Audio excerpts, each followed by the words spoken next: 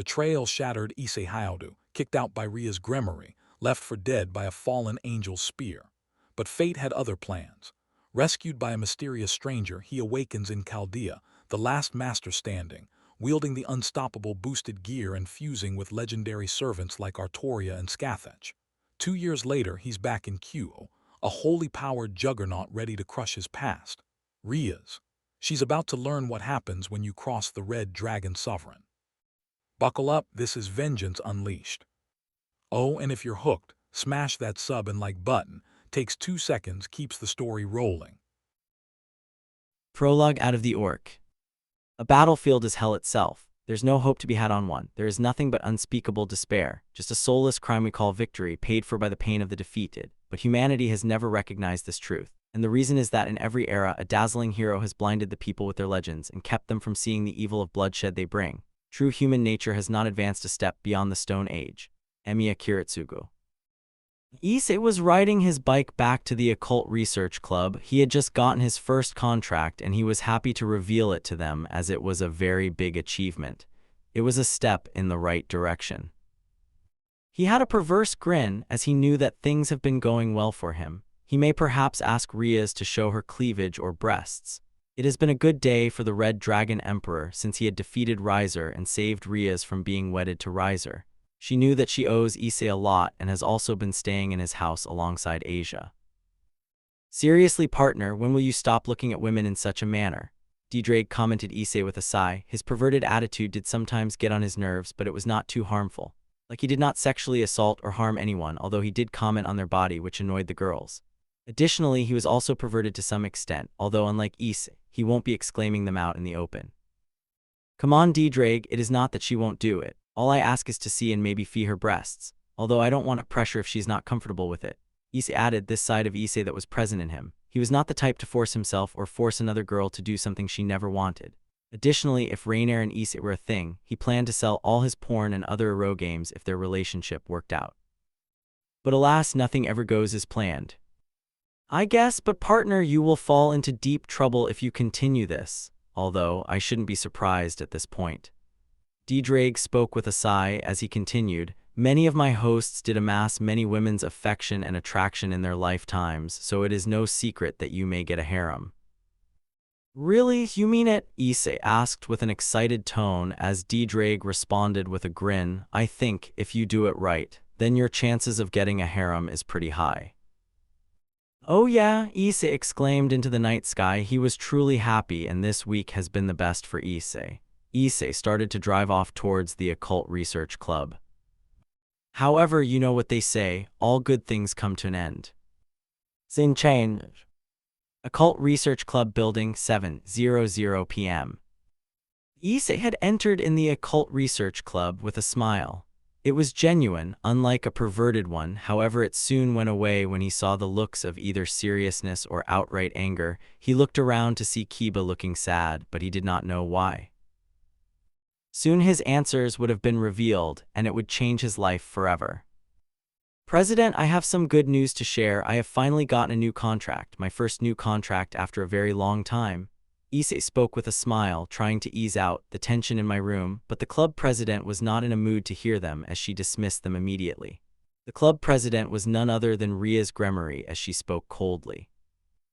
Yeah, whatever, Rias spoke with a dismissive tone as she continued while shaking her head, but that is not why I want to speak to you. There is something more serious that I want to talk to you.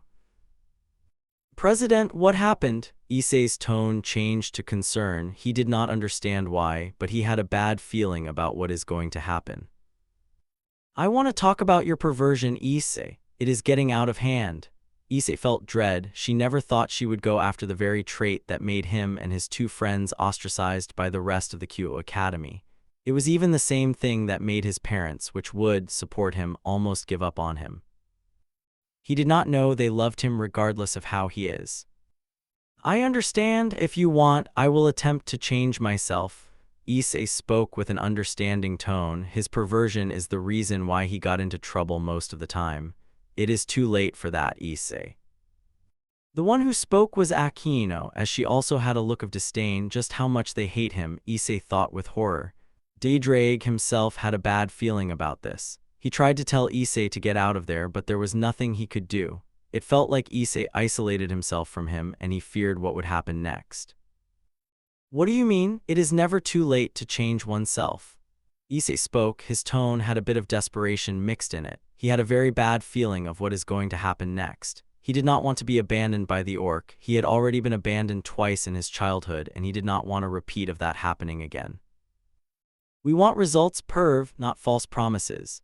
The one who spoke was Kaneko. Her tone was monotone, but her facial expression and tone was enough to say a very different story. As Rias then spoke, announcing her decision, Kaneko is right, your perversion is getting out of hand. I get the fact that you saved me from Riser, and I am not going to lie, I am grateful for that. I also expected you to become stronger and you to not be a pervert, not immediately, but as time passed, it has been almost weeks since the fight, but there is no sign of that change in you, Issei. Rias spoke coldly, as Issei could feel the pressure increase, almost shuddering the Red Dragon Emperor as he looked down and away as she continued. Henceforth, I have decided you will no longer be a part of the Occult Research Club until you change permanently. I don't want your perversion to tarnish the orc as well as their members' reputation. You will only be welcomed when one of us asks you to enter. Issei felt the world collapse around him. Every word, every phrase was like a L-ite spear to the heart. It reminded him of the words Rainier spoke to him. She often spoke of disgraceful words of him, and he was beginning to see no difference between this Rias and Rainier. Suddenly, someone spoke. Issei, I tried to oppose their decision. I also stated that you will change, but there was nothing I could do. They outvoted me, and the worst part, we were outnumbered. It was 3 against 2. Asia also failed to save you from this decision. Kiba spoke sadly. He was truly helpless in this endeavor of Issei's. Asia then spoke with sheer sadness. Tears were falling from her eyes. I am sorry I failed to help you despite what you did for me. Please forgive me, Asia exclaimed with too much of guilt. She tried to help as she kept crying. Issei only took one last look at them and spoke sadly, I see. He looked towards Asia and Kiba and spoke, thank you for supporting me, but this is the last time we may be seeing each other. Asia and Kiba felt true dread. Their whole orc was divided on the separation of Issei. Issei then looked at Rias and asked a question. Please no, Rias, can I ask you one final question before I leave? Go ahead, Rias spoke coldly as Issei asked, is it possible for someone of high-class status to identify if there is a fallen angel in the town? Yes, so what? Issei's got the answer he needed. His hair covered his face as he spoke coldly. I see. Well, Rias, hope you are happy with your freedom. Cause don't expect me to be the same after this. Rias and the others felt a shudder at Issei's cold tone. There was no reason for him to help this bitch ever again. She has shown her true colors. He soon walked away as Asia and Kiba, who had heard everything, had an idea of what Issei understood as they spoke. You can have our resignations too from Issei. Kiba spoke coldly and angrily. He had now lost an additional comrade because of what she has done. As Asia continued, I am done too. Goodbye, you will have our letters tomorrow. What is the meaning of this? Rias exclaimed angrily as Kiba spoke coldly to him. I see Issei as a friend, a comrade, and unlike you, I don't see him as a tool. I remember the good things he has done for us, and I am not abandoning him. Goodbye, and don't expect to sleep in our rooms ever again. Asia spoke coldly as the duo soon left. Rias gritted her teeth in fury. How dare they defy her? She was going to make them regret. She then spoke. They will regret their decision soon enough. Kaneko and Akino nodded, knowing that them supporting Issei will only get them in trouble. Scene change. Timeskip brought to you by Chibai Arcadia, Issei, Chibai Zalgo, Issei and Chibai Concept. Issei hearing about this and beating the shit out of this Rias. 1 week later. Kuoh Academy, 9:30 a.m. It has been a week since his expulsion, as Issei was seen lying on the ground. His clothes have been stinking of sweat. The first change was that Issei refused to peek, much to their friends' surprise and anger at first.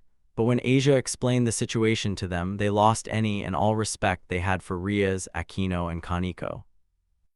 They did not pressure Issei for peeking ever again. However, this, instead of increasing and bettering his reputation, even tarnished it further. The reason being that rumors started to circulate 2 days ago. These rumors were circulated due to Issei's expulsion being public information as a result. These rumors got to the point where Issei was framed for rapping the orc or even attacking the orc, which caused the kendo duo to beat him to death. Along with the rest of the orc, additionally the attacks became on a daily basis. Just as he was about to sleep, someone ambushed him with the kendo stick as Issei exclaimed, "Ow, what the hell? Get out of here, you rapist!" One of the kendo girls spoke with anger and hatred in her voice as Issei responded, "But I did not even do anything." "You lie, now leave before we torture you just like yesterday." The other kendo girl spoke with anger in her voice as Issei only rushed outside with tears in his eyes. Almost everyone in Kuoh Academy hated him except for a few that knew the rumors were not true. Some of the kendo girls were laughing seeing this as Issei's fate. Eventually he reached the same park where everything had started. He remembered on how he couldn't even go to his parents' home due to the rumors, as he did not know what they will speak. He feared that they may suffer because of him. He did not want to do anything with anyone, as a voice almost snapped him out of his daze. "Partner, look at you, just how much has changed in the past few days. You were weak but you were stable, but now you are even worse. So you really think because of those bitches that you should give up on life itself?" Drake exclaimed angrily as Issei spoke. "So are you going to abandon me too, huh, Drake?" Issei's tone was of no emotion. He felt like he was going to have no hope ever in his life. He felt like his life was snatched from him. Drake then spoke angrily. "Hell no, I would rather take my own life than to abandon you. Issei, forget about those bitches. You are the Red Dragon Emperor, you are my host, and I don't want to see you miserable. Don't think about the rumors and just move on. I will train you and make sure you're ready. Right now it is you and me against the world. I won't let your weakness affect you in any way. Now come on, let's leave this place and come back after months." Drake's words brought a spark of motivation in Issei's eyes. "I guess you are right, but where do we even go?" Drake could still feel the hopelessness in his voice as he continued. "Issei, I know things will seem hopeless right now, but I promise you it will get better for you. You have my word, I will make sure you get the better of your life. As for where we can go, you can head to the mountains where we will train." Drake exclaimed with a serious tone. He was happy that Issei was going to change. As Issei nodded, "You're right, I can become better. I must become better. I will become better." Issei exclaimed with happiness as Drake responded in kind. "That's the spirit, Issei. Now come on, let's go." However, just as Issei was about to leave, someone struck him with a light spear at his stomach, bringing him to death's door. It was a fallen angel who flew off into the distance. Issei fell to the ground as blood started to pour from his body. "Is this really the end?" Issei spoke with dread in his voice as Drake tried to help him by sending healing energy to Issei as he exclaimed, "No, no, no, no, not again. Why does fate have to be so cruel with this boy?" Drake roared into the sky with anger as someone approached him and spoke. "Don't worry, boy, your misery will soon come to an end. I will assure you, where I am sending you will bring people that will make your life happy. Until we meet again, boy." The person was described to be a bearded person with a smile on his face. He seemed to be a bit of an old man. Before Issei and Drake could react, they were sent to this world, as the man had a smile as he spoke. "I hope you enjoy, kid." The man seemed to have pity for the boy due to the amount of injustices he received. He shook his head and turned his gaze towards the direction of Kuoh Academy. "You will have a very rude awakening, most of you, once he comes back. That is something that I have a feeling will happen." The man teleported out of there, leaving a pool of blood in his wake. Scene change. Unknown location, 6:30 p.m. Issei falls into what seems to be a laboratory as a man rushed to him. He was stated to be a person with light orange hair and wore a lab coat. He then spoke with dread. "Someone get help, the man here is dying." The man picked up Issei's corpse and headed to a location where he would be safe. Unknown to anyone, this encounter will change a lot of things in both worlds. Scene break. Chapter 1, Return back home. 2 years later. Issei looked around in Chaldea as a lot of things have happened. He sighed at how things have become. He was confused at first about what the organization does, but when he found out the organization's main goal is to save humanity from extinction, Issei accepted immediately. He joined and was one of the few candidates to become Chaldea's master. He He was one of the top picks due to his sacred gear, as it was foreign to them and they wanted to know its capabilities. Additionally, they also offered to remove the evil pieces in his body, much to his happiness. But tragedy happened and Chaldea was bombed, ending up with majority of the candidates critically injured with only Issei remaining. In the end, he became Chaldea's last master. Issei ended up dealing with all the singularities and defeated Gosha. He also dealt with the Lost Belts as well. Issei was able to accomplish many achievements during his time in Chaldea. During his time, he continued training himself, as he didn't want to look weak and useless. He asked many servants for help in training. Issei was motivated, hardworking, and kept pushing himself to greater heights, which earned the respect and loyalty of his servants. His perversion was gone, and when his servants heard of how it gone, they held immense hatred for the Kuoh students. Issei considers his servants as his family, as he bonded and fought alongside all of them in the singularities, and earned their trust and loyalty. He even earned the trust of Gilgamesh Archer, because he saw the fire of his eyes and told him his reason for doing this. Issei told him about his betrayal and how he would get them back. Gilgamesh laughed and said that he would be glad to give him the assistance on showing those mongrels the power of the King of Heroes. When many servants heard about his past, they all wanted to help him, and some servants wanted to join on the beat down there going to give to his tormentors, especially the orc. Additionally, Issei also became slightly similar to Gilgamesh, as he looked down on devils, calling them filthy bats or filthy devils. During one of their training sessions, Issei felt a strange power in him and decided to figure what it is. He went and talked with Da Vinci and asked her to see what this is. They did, and she speculated it is similar to the class cards. They went and tested it out in the training room. It turns out he had access to fuse with any of the servants he has a bond with. Issei takes the appearance of his servant, and the servant could use the boosted gear and its all abilities, thus increasing the servant's mana level to an even stronger position. The upgraded boosted gear had no limitations. As a result, due to its power evolution, it entered into a new variation, which was basically a gauntlet with purplish crimson gems along with crystalline claws and surroundings. It also seemed to have gems throughout its body penetrating through the gauntlet. After that, the smarter servants concluded that Issei can use up to 12 servants before passing out, with the primary one being the one to be able to use the boosted gear. It's been a couple of months since that incident of Issei testing his new powers. Every day he would test his limit with those powers and train himself every day. Issei is right now with Tamamonomi, the first servant he summoned ever, and his self-proclaimed wife. She was a fox woman with pink hair. She often was seen hanging around Issei, who initially did not want to do anything with her, but eventually he relented, and she helped him cure his broken heart and helped him. But she was not the only one. Several others were also responsible for this, but we will get to them later.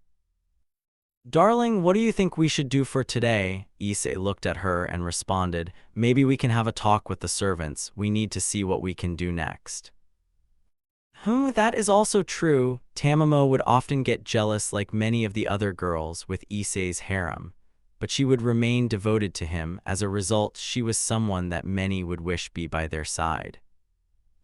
Issei saw his servants as family, but he was close to some particular ones, which comprised of Emiya, Archer, Gilgamesh, Castor, Vlad III, Diomuid, Kuoh, Edmund, Karna, Arjuna, Siegfried, Charlemagne, and his harem, out of which Tamamo was comprised of.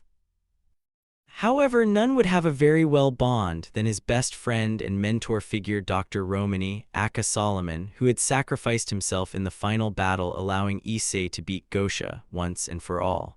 He remembered his final words. "In mind and soul, I still remain a human being." Issei felt sad. Romani was the one that saved him from the light spear that was thrown by a fallen angel and worked on his trust.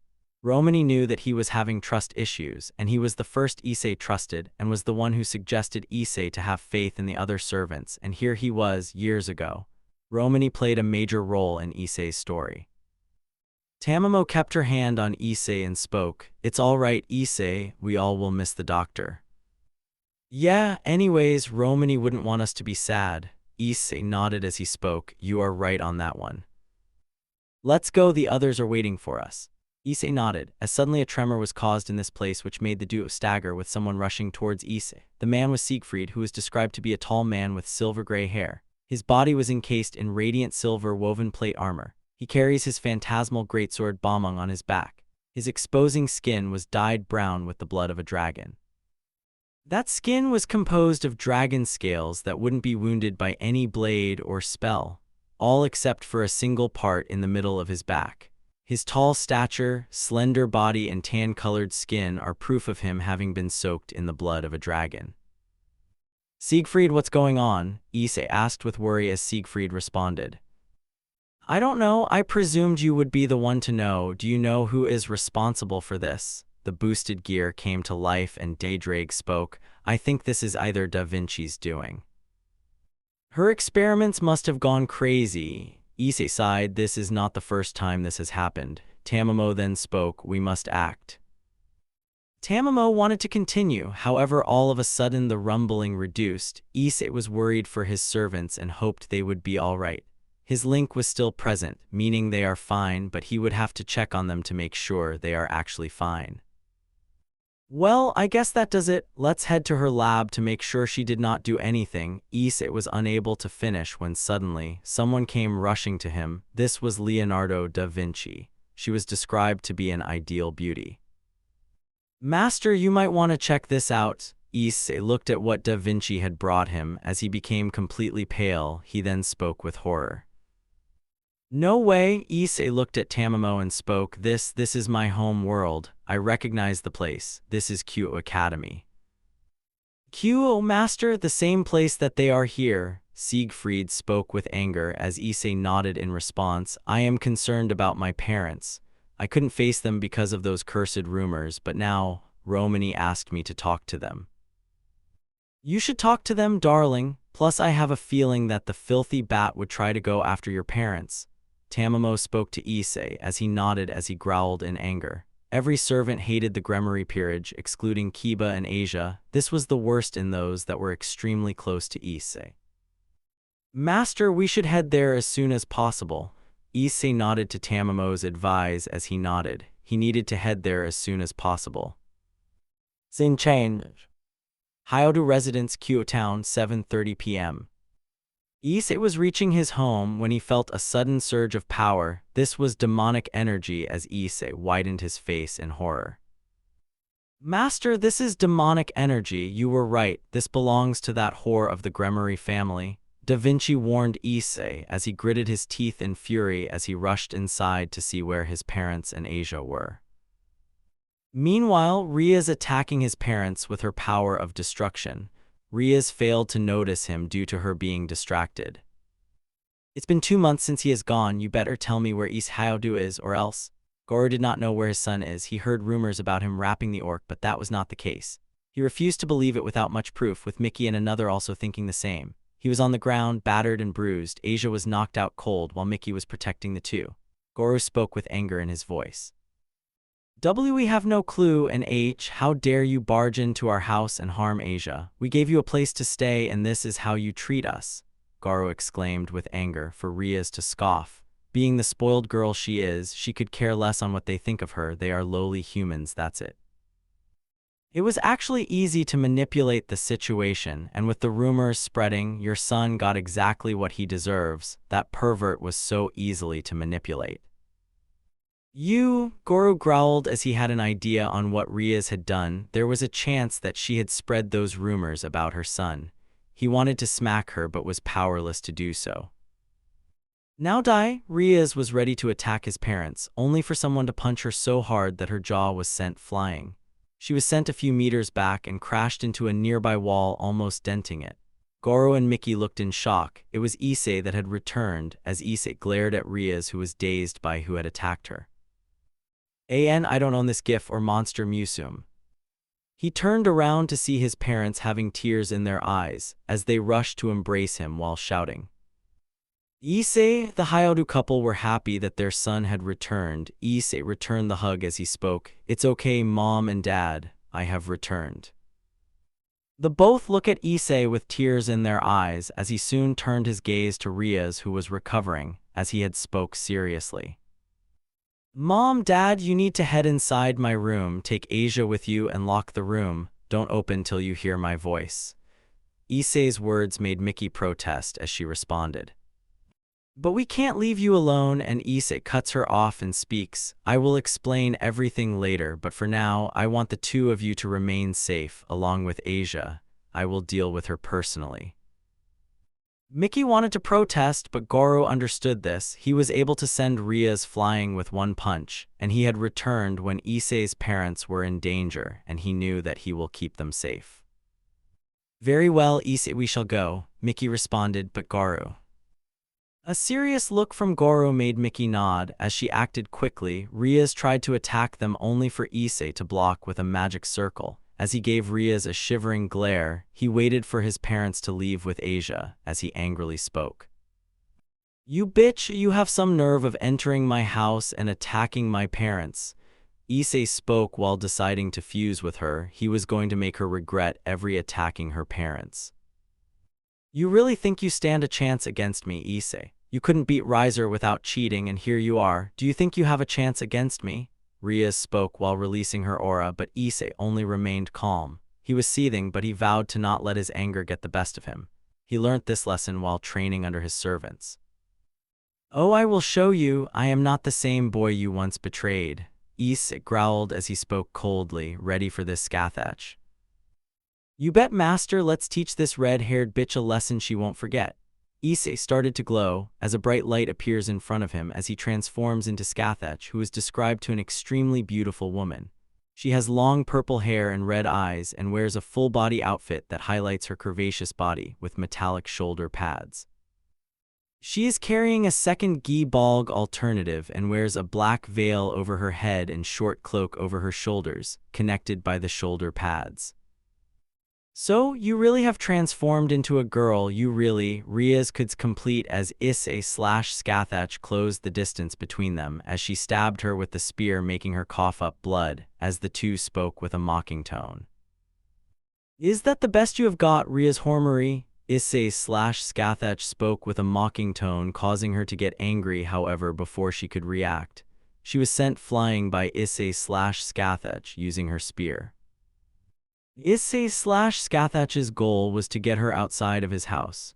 Issei/Scathach worked quickly as she followed it up with a kick. Issei had left the door open due to fear of what would happen to his parents. Rias was sent to the doorstep with her wound in her stomach as she shouted with fury. Why you? Issei/Scathach did not let her react as red light started to gather the spear and throw it, sending her flying outside the house through the wound she was hit with. Issei/Scathach decided to not use Noble Phantasm since that would kill this weak devil. Rias was sent crashing all the way to Kuoh Academy as a dent in the building wall was shown. She was out cold and her body was bleeding and had several scars on it. The spear returned back to Issei/Scathach, who reverted back to his ordinary state. That bitch, Issei growled. She had the nerve to harm and even try to kill his parents. He rushed to the room where Issei instructed them to lock themselves with Asia as he knocked on the door and called them out. Mom, Dad, it's me. Issei's words made his parents open the door as Goro asked, is she gone? Yes, and she won't be bothering us for a while. Are you two okay? The duo nodded as Goro explained. Asia is also fine, Issei. The woman Rias was quiet about the matter and Asia told us about it. We immediately kicked her out with your big sister being the one to do so. That was until today where she barged in and attacked us. But what happened? Why did she attack us? Goro asked Issei, to which Issei wanted to respond, but Mickey asked. Worst of all, where were you? 2 months you never kept any contact with us or even told us anything. What happened to you? Or where you went? Nobody knows. Even your older sister was looking for you. Mickey retorted as Issei widened his eyes and spoke. Marini is here. Yes, she is, but what happened to you? You have a lot to answer to. Mickey exclaimed with tears in her eyes as Issei looked down and spoke. Sit down, you all might want to hear this. Issei explained everything, not hiding anything from them in any manner, as he revealed what he had done and where he had gone and what he was doing. To prove it further, he fused with Siegfried, showing he was not lying, and even showed the boosted gear as further proof. The Hyoudou couple was shocked by this revelation. Their son being a hero that saved humanity in another world and defeated a being like Gosha made them proud. But they had the biggest question: why did Issei not show up to their house before going to Chaldea? Issei soon explained that as well. "Cause Mom, Dad, the rumors. I did not want to show myself because people tortured and harassed me for some false rumors. I feared that you may hate me because of those rumors. That is why I remained outside, sleeping on park benches and not bathing. That was until I transported to Chaldea." Issei, those were rumors. We refused to believe them until there was proof, and even then we wouldn't until we hear it from you. And we know you may be a pervert, but you wouldn't fall that far to do such heinous actions. Kuoh spoke with tears in his eyes. He hated Rias and the Kuoh students for causing such problems. He wanted to personally deal with them, but what can a human do against a high-class devil? "Your dad is right, you are our son, that is the end of it. We know you won't do such heinous actions. You aren't the type to do so." Issei teared up as he hugged his parents, who returned the hug back. He was always welcome in his house. The Hyoudou couple hated what Rias had done to him by kicking him out of the orc and using him as a toy, with Issei regretting making his parents worry, as they soon split up after some time. "And this Tamamo, can we meet her?" "We can meet them later on a holiday, and she is not the only one. Many servants are dating me and have agreed to set up a harem." Kuoh only laughed heartily in response.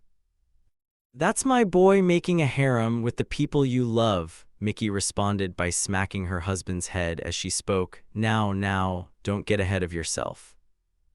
Mickey turned to Issei and spoke, "And Issei, you better take care of those girls, right?" Mickey gave a sinister smile which made Issei shudder. His mother's smile was even more scarier than Gosha. He would rather have himself fighting the beast than dealing with his mother's wrath. He nodded in understanding as someone else also rushed inside, as this was revealed to be Mari.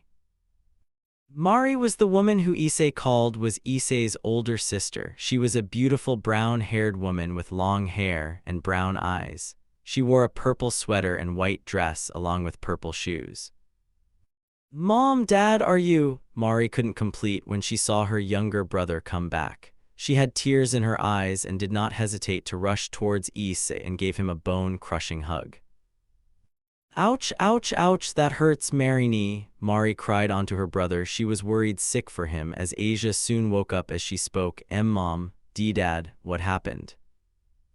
"Asia-chan?" Both the Hyoudou couple looked to see Asia awake. As she turned to see Issei was back, she herself had tears in her eyes, as the nun did not hesitate to embrace Issei as well. Both the girls gave Issei a massive hug, as Issei soon relented into the hug as well. The two really missed Issei a lot. Issei hugged the two girls as they were crying. The girls missed Issei a lot. This lasted for a moment, as Mari asked, "Where were you when I returned home? I was told you went missing, so what happened?" Mari spoke as Issei decided to explain everything to the girls yet again, as they both widened their eyes. As Mari growled, she wanted to make Rias pay for what they had done to her parents. "That Gremory, I will." Issei stopped her and spoke. "I will deal with her, Marini, you can count on it." Mari looked at her brother for a moment as she turned to him and nodded in response as she speaks. "Make it painful." "But how did you deal with Rias? Last I checked, you did not have a sacred gear, right?" Mari only smiled, as only Asia was aware of this, as she revealed two gauntlets and spoke. "I am the wielder of two Longinus, being Innovate Clear and Telos Karma. Gremory tried to deal with me, but she was powerless against me. Sorry I had to hide this from you, Mom, Dad." "It's fine, Mary-chan, we know you had a good reason," like Issei and Asia-chan as well. Kuoh spoke with an understanding tone as he spoke. "At the very least we all are together, that is all." "Kuoh is right, we are just happy that our family is back together." Mickey spoke with a smile as Issei nodded, as suddenly Mickey grunted in pain. "Mom/Mickey," Issei, Mari, Asia and Kuoh called out Mickey as Mickey spoke. "I am fine. Just my arm is a bit injured." "Don't worry, Mom, you can rest," Issei spoke as Mickey asked, "But who will cook for us?" "I will. In my 2 years, I learned how to cook from a certain Emiya. You can leave that to me." Mickey and the others nodded in understanding as they decided to have a normal dinner. Issei fixed the house as well. They were just happy that their family had returned. Sin-chan. Time skip brought to you by Chibai Gilgamesh torturing the Chibai orc for fun, as Chibai Mari watches with a grin. The next day. Kuoh Academy 9:00 a.m. Issei and Asia had reached Kuoh Academy as Issei vowed to make the Kendo Club pay. The so-called protectors will teach them a lesson. Asia shook her head as she coldly spoke. No, Issei, I am not stopping you. I am going to enjoy making them suffer, although I am waiting for the day I get my pieces removed from my body. Very well, Issei spoke as the duo entered inside. While they did, several glared at Issei, making mocking comments about him, whom Issei had ignored. They headed inside as someone was glaring at them. This was Rias, who still had her wounds. She hated Issei even more now.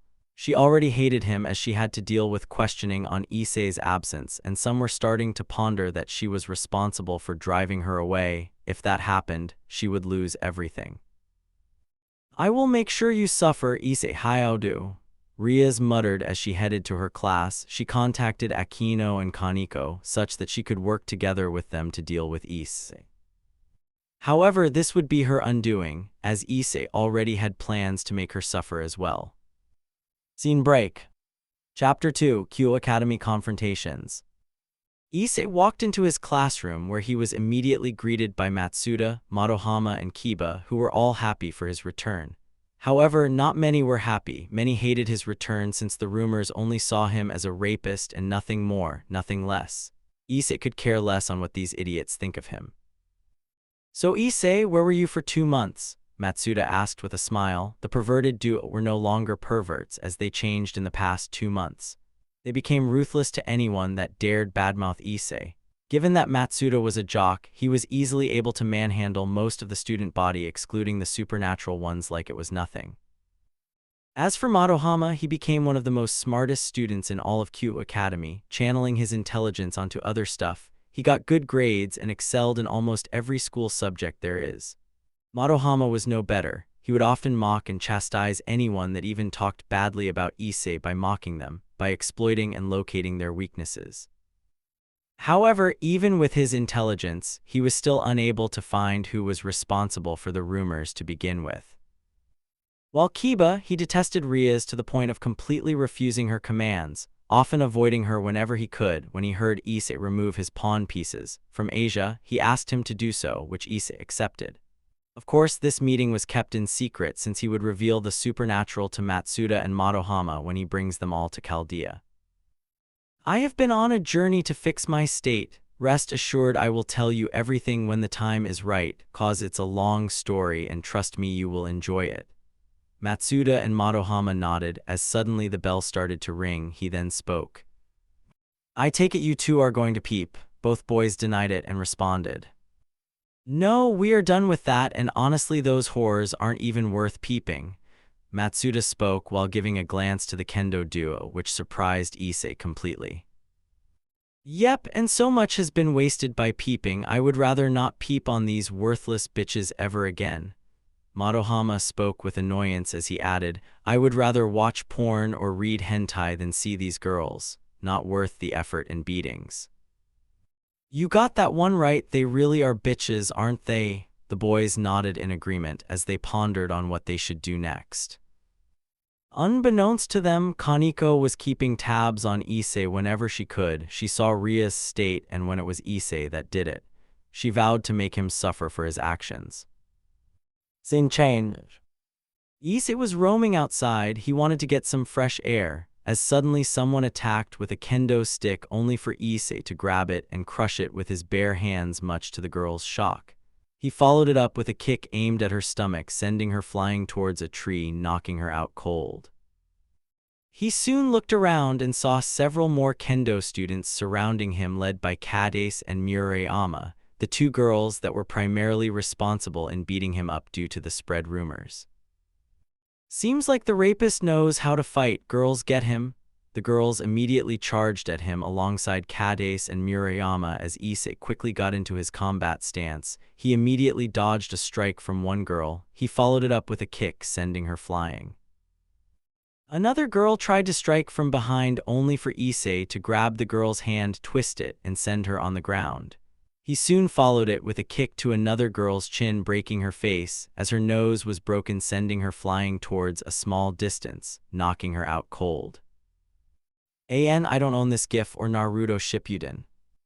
One girl tried to strike him multiple times with him dodging with relative ease. Artoria's training made sure he was ready for anything as he can easily evade and block swings. As the another charged from him at the behind, he grabbed the girl by her head and slammed her into another as it knocked the two out cold. Three more girls charged at him as Issei picked up a shinai from one of the knocked-out girls as he blocked their stances with relative ease, much to their horror. He overpowered them by pushing them back and followed it up with a kick aimed at one of their chins, almost breaking it. Another was hit multiple times with the kendo stick as Issei showed no mercy. The girl was struck multiple times, causing her to drop her sword and remain defenseless as Issei grinned. These girls were barely a challenge in his eyes. The third one made the mistake of striking from the lower end, only for Issei to overpower the girl by crushing the shinai and sending a strike, causing the girl to be sent flying over a wall, knocking her out cold. "Now, that only leaves you two," Issei spoke with a mocking grin as he noticed that no one was watching him except for a certain someone that was hiding in the bushes. He decided to not deal with her just yet. "You bastard, not only do you have the gall to attack us, but you even rape our one-samas. How dare?" Issei spoke with a mocking tone. "Blah blah blah, you two girls must be their vagina suckers if you think they are of any values to anyone. Honestly, they just flaunt their beauty around, causing simps like you to flock around them like moths to a fire." Issei then continued, angering the two girls. "Worst, like seriously, who the fuck likes that midget Kaneko? That small cunt doesn't even have a likable trait. She is too dull for even someone to like her. This means y'all are lollikins who like little girls. Absolutely disgusting." Issei spoke with a mocking tone as he continued. "Then we have Akino, the sadistic thunder thought, like even I saw that whore as a beautiful, but in reality, she is nothing but a piece of shit." The girls couldn't take it anymore as they charged at Issei with their shinais as they aimed for a head strike, only for Issei to take his shinai and block them with his sword aimed in a defensive position above his head. Before the girls could react, Issei gave a staggering kick to Murayama's gut, making her cough up saliva as she was sent flying.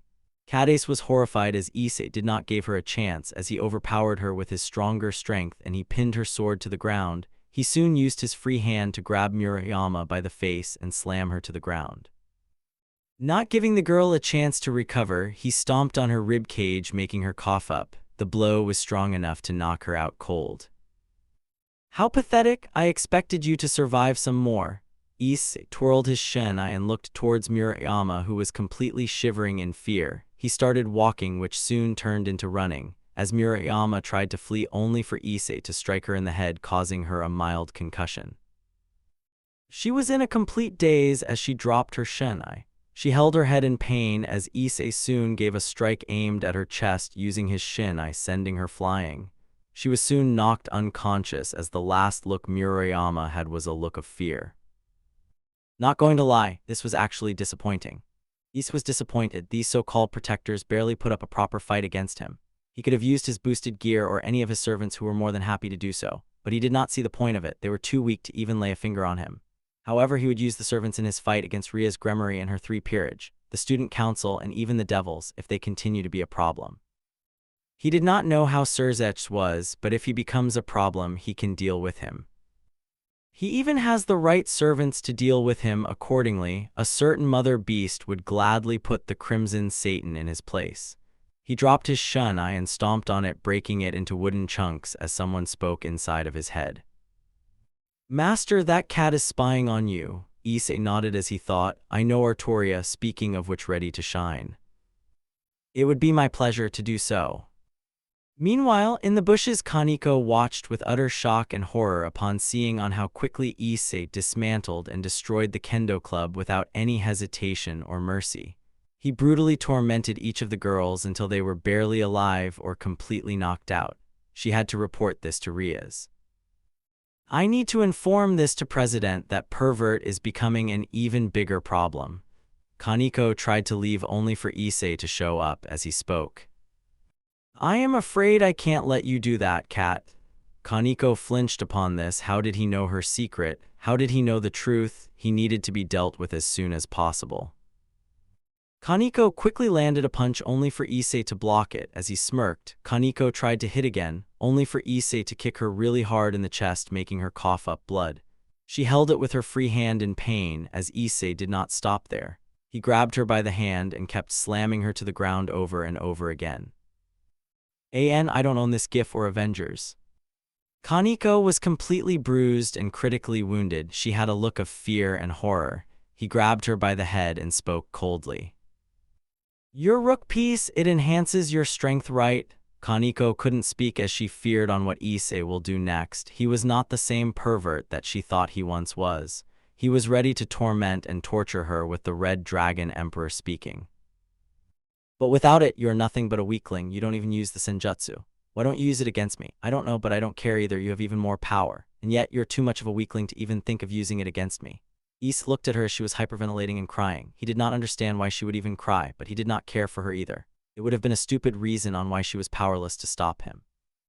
Honestly, it is pathetic. You hated me for my perversion and now look at you. Powerless to stop me, so tell me, you filthy bat, how does it feel?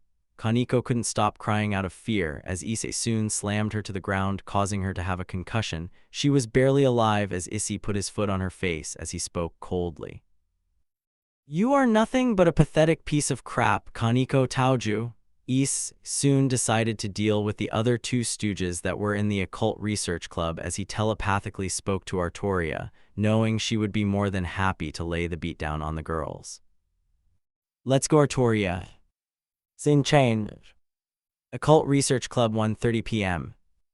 Aquino and Rias were waiting for Kaneko to report. However, someone else showed up, as this was revealed to be Issei. He held a beaten and battered up Kaneko Taoju, who spoke with horror.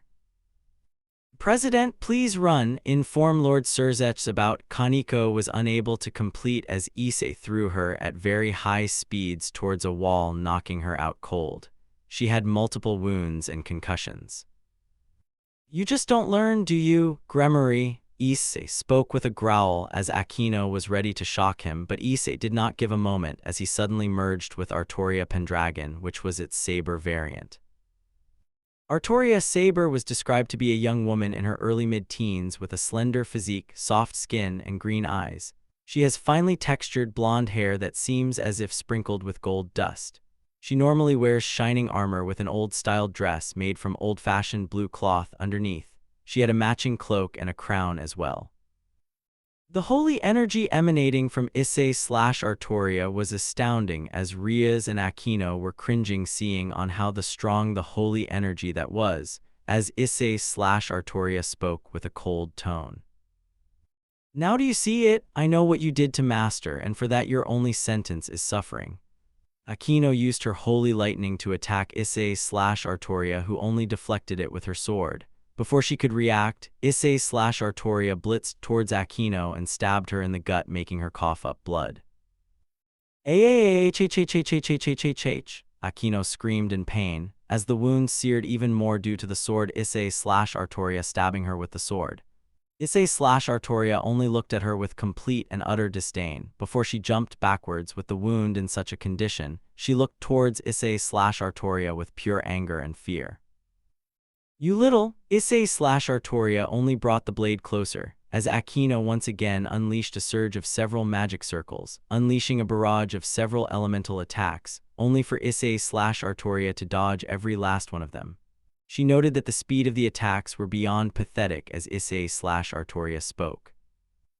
Is that all? Issei/Artoria's Excalibur started to glow a slight shade as she dashed towards Aquino, who desperately employs every last circle at her aid, with Rias trying to assist her in taking down, using her power of destruction. This time, Issei/Artoria stabbed her in the stomach as the wound seared even more. It was a miracle that she survived a wound from the Excalibur once, but this time, she was not lucky. She soon fell down to the ground. One down, Issei/Artoria looked at Rias, who was generating her power of destruction as she threw her attack at them, causing a dust explosion, as Rias spoke with a mocking tone. It seems like you are all too weak, Issei. The dust settled down, revealing Issei/Artoria barely affected. She grinned looking at her as she spoke. Let's see if you are powerful enough to survive this. Issei/Artoria's Excalibur glowed an even brighter shade as he decided to put Rias in her place. He vowed to make her suffer for everything she had done. Issei/Artoria started to chant the noble phantasm. She held back since more power would end up killing her. This light is the planet's hope. Proof of the life that illuminates this world. Let us end this. Excalibur. The blade was glowing a bright gold in color. As it started to glow a bright holy, the blade glowed into a giant golden color light as he unleashed onto them. Rias tried to escape, but she was obliterated along with the part of the building where Rias was on, unleashing a huge holy stream of light that was headed towards the upward location. Rias was barely alive. Her full body was completely blackened due to the immense amount of holy light. It was a miracle she survived, even after Issei held back the full power as it would kill her, and killing her would be mercy. Even then she was unable to take a base-level noble phantasm, even after the magic being reduced to such an extent. You have no honor or power of a king. You are a disgrace to all kings. Artoria/Issei spoke coldly as they walked away as the light glowed, revealing to Issei. He mentally thanked Artoria as he spoke. Thanks, Artoria. Artoria responded to Issei mentally. No need to thank me, it is the least I could do for you. Yep, although now we have to deal with the aftermath of it. Artoria responded with a smile. You are right on that one, Master, but I believe you can handle it. You have servants powerful enough to help you, including Gilgamesh, and don't forget, servants can also use your gear during the fusion. You are right on that one. Issei cut off the mental link. Artoria was the second woman that is in his harem. She often would have small scuffles with Tamamo to spend alone time with Issei as the latter sighs. Dealing with the harem of servants, with some of them being very powerful, can be taxing. He can only curse his E-rank luck for this situation. Scene break. Chapter 3, Student Council. A few hours later. Issei was watching the people surround the occult research club room, as many had a look of horror seeing the state of Rias, Aquino, and Kaneko. Their battered and bruised states horrified many, with the student council approaching it, as Sona shouted to everyone. Sona was a bespectacled young woman with a slim figure, black hair styled in a short bob cut, and violet eyes. She wore Kuoh Academy uniform. Move aside, everyone! Sona shouted as she saw the burns and scars on Rias' body. She became pale upon seeing this. This was the work of no ordinary magic. This was holy magic, and not just regular holy magic, very strong holy magic belonging to that of archangels. No way, is an archangel here? Did Rias do something to provoke him? Sona spoke with fear, although her approach was not far off. She was extremely wrong about two things. One, that was not any archangel's doing, and two, it was the doing of a holy sword, a sword that was long destroyed in this world. Another person soon joined in the procedure. This was Tsubaki Shinra. She was described to be a young bespectacled woman with long straight black hair that extends all the way down to her knees, with split bangs and heterochromic eyes, with a violet left eye and a light brown right eye. Imagine her left eye to be violet.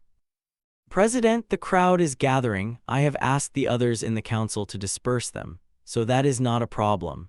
Sona nodded as she looked at the bodies of the orc who were critically damaged and spoke. Tsubaki, contact my older sister and get me some phoenix tears. Someone needs to answer for what has happened. President, I have a theory on who did this. Tsubaki spoke, to which Sona looked at her for a moment and responded. Who? Tsubaki? Tsubaki remembered the reports on how he mercilessly trashed the kendo club. She knew it was only a matter of when he fights back. She spoke with a sigh. Issei Hyoudou? Sona's eyes widened as she spoke with horror. There was no way Issei of all people would do this, even if he was kicked out from the occult research club. She needed to at least talk to him.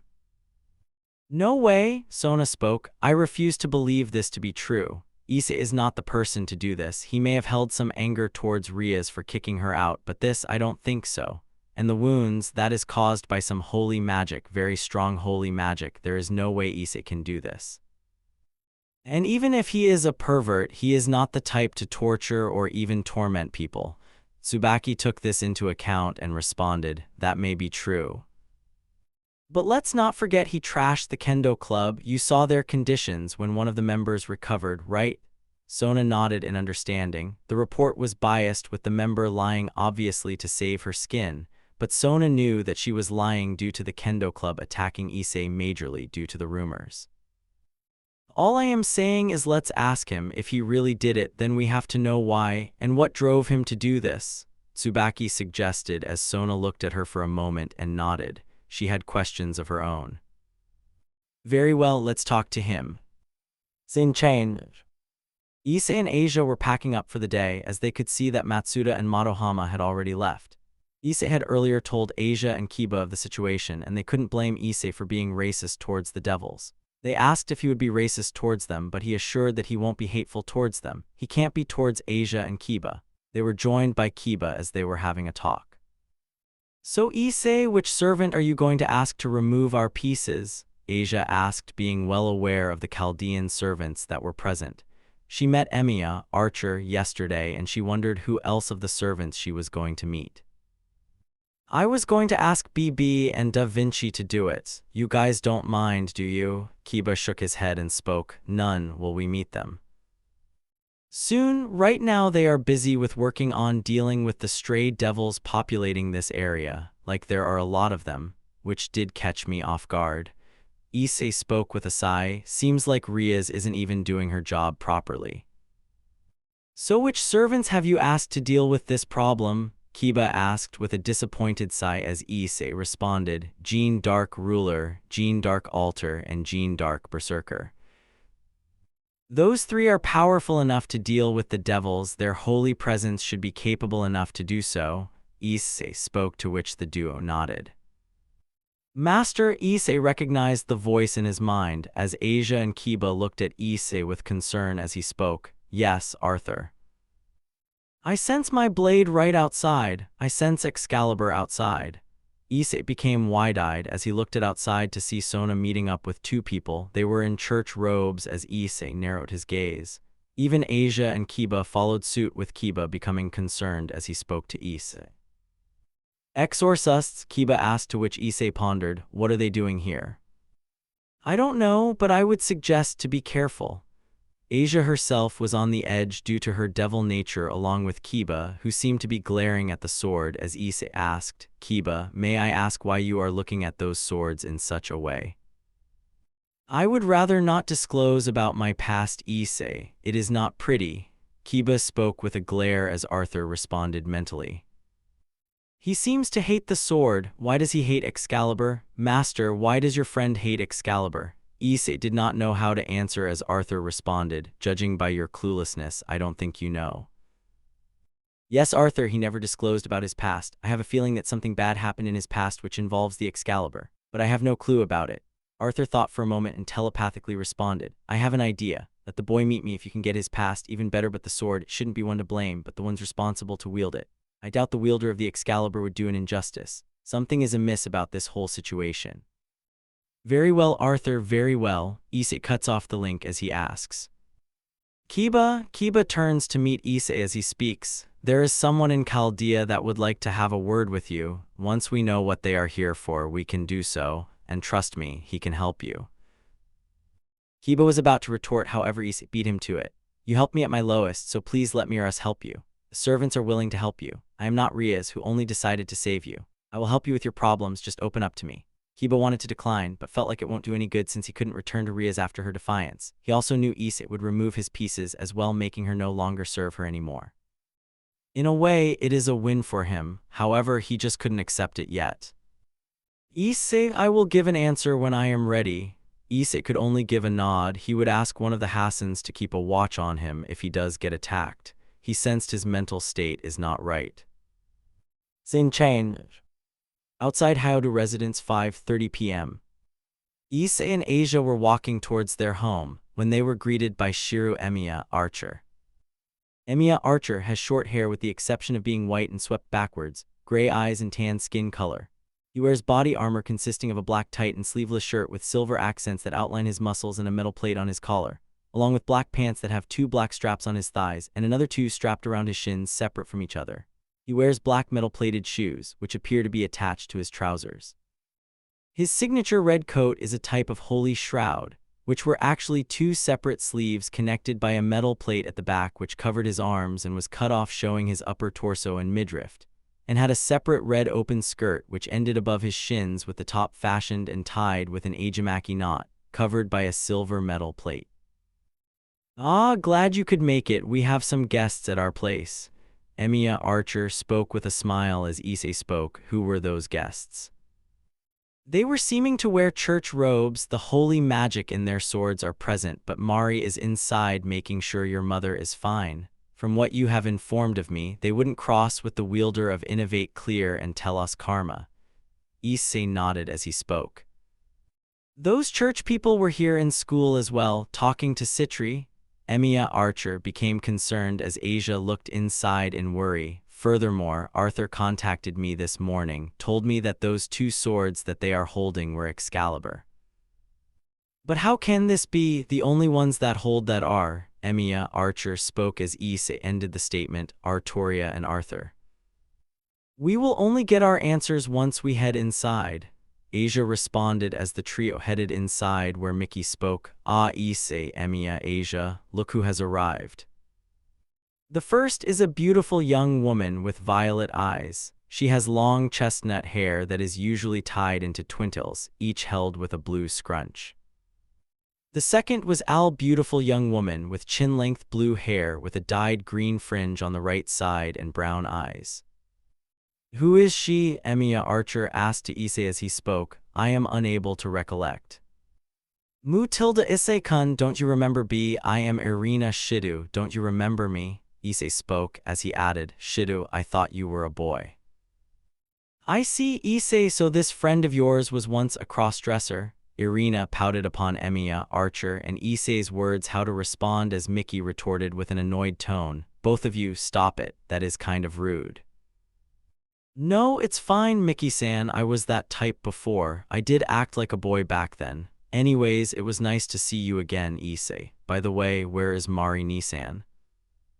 Right here, Irina. Mari soon came inside. She had a smile looking at a close friend of Issei that had returned after such a long time. She then spoke, seems like you have been quite busy, haven't you? Slaughtering devils, I presume. The two flinched upon this as Mari chuckled in response, just kidding. Mari went towards her brother and spoke with a hushed tone. Issei, I don't trust that blue-haired girl. She is surely going to cause some problems. You think so too, Marini? Yeah, I will deal with her accordingly if she even dares harm my family. Issei muttered to Mari, who nodded as she looked at the girls. As the sibling duo looked towards the girls, as Irina had spoken, I will be taking my leave. Mickey nodded as Issei spoke. Mom, mind if I speak to the two personally? Mickey looked at Issei's gaze as she nodded, wondering what he meant, as she could only nod. Scene change. Issei, Emiya, Mari, Zenobia, and Irina were present. Asia was sent inside as Issei did not know how they would react to see an excommunicated nun here. He did not want to risk the two from attacking her, including the blue-haired woman. They were all outside the house as Issei then spoke. All right then, tell me, what are the two of you doing here? Issei spoke with utter seriousness. As the two girls looked at him, Zenobia responded to him coldly, I don't think I need to tell you anything, Hyoudou. Mari was about to give her a piece of her mind, but Issei stopped her and spoke. You have no choice. I have taken a solemn oath to protect humanity, so we can either be civil or I can find my information through other means. Zenobia looked at him for a moment as Irina spoke. Issei, do you know about the supernatural? If so, how much? Long enough to be wary of it. The supernatural of this town is not to be trusted. They are nothing but a bunch of filthy bats. Issei spoke coldly and with utter disdain as Mari sighed, knowing how xenophobic her brother had become towards devils, while Emiya Archer could only look with worry at how much his master hated the devil kind due to Rias Gremory and her peerage. He could only hope that Issei does not hate all devils. Issei, do you hate the devils here? Issei nodded as he spoke. Hate is not the right word for it. I detest them, Irina. I detest them for making my life miserable, especially Rias Gremory herself. Irina and Zenobia looked at each other, the latter wondering on why Issei hated the devil kind so much. Mari then walked forward and explained, I will put it in short. Mari explained on Issei's hatred for the devils, to the point he is utterly racist to any of the devils that would even dare cross against him. His hatred extended the most to Rias Gremory and her peerage, and only a select few were spared from his racism, that being primarily Hyoudou Kiba and Asia Argento. Needless to say, Irina and Zenovia were not happy. Irina was the angriest at what Rias had done. She then angrily spoke, "That bitch, I am going to destroy her completely."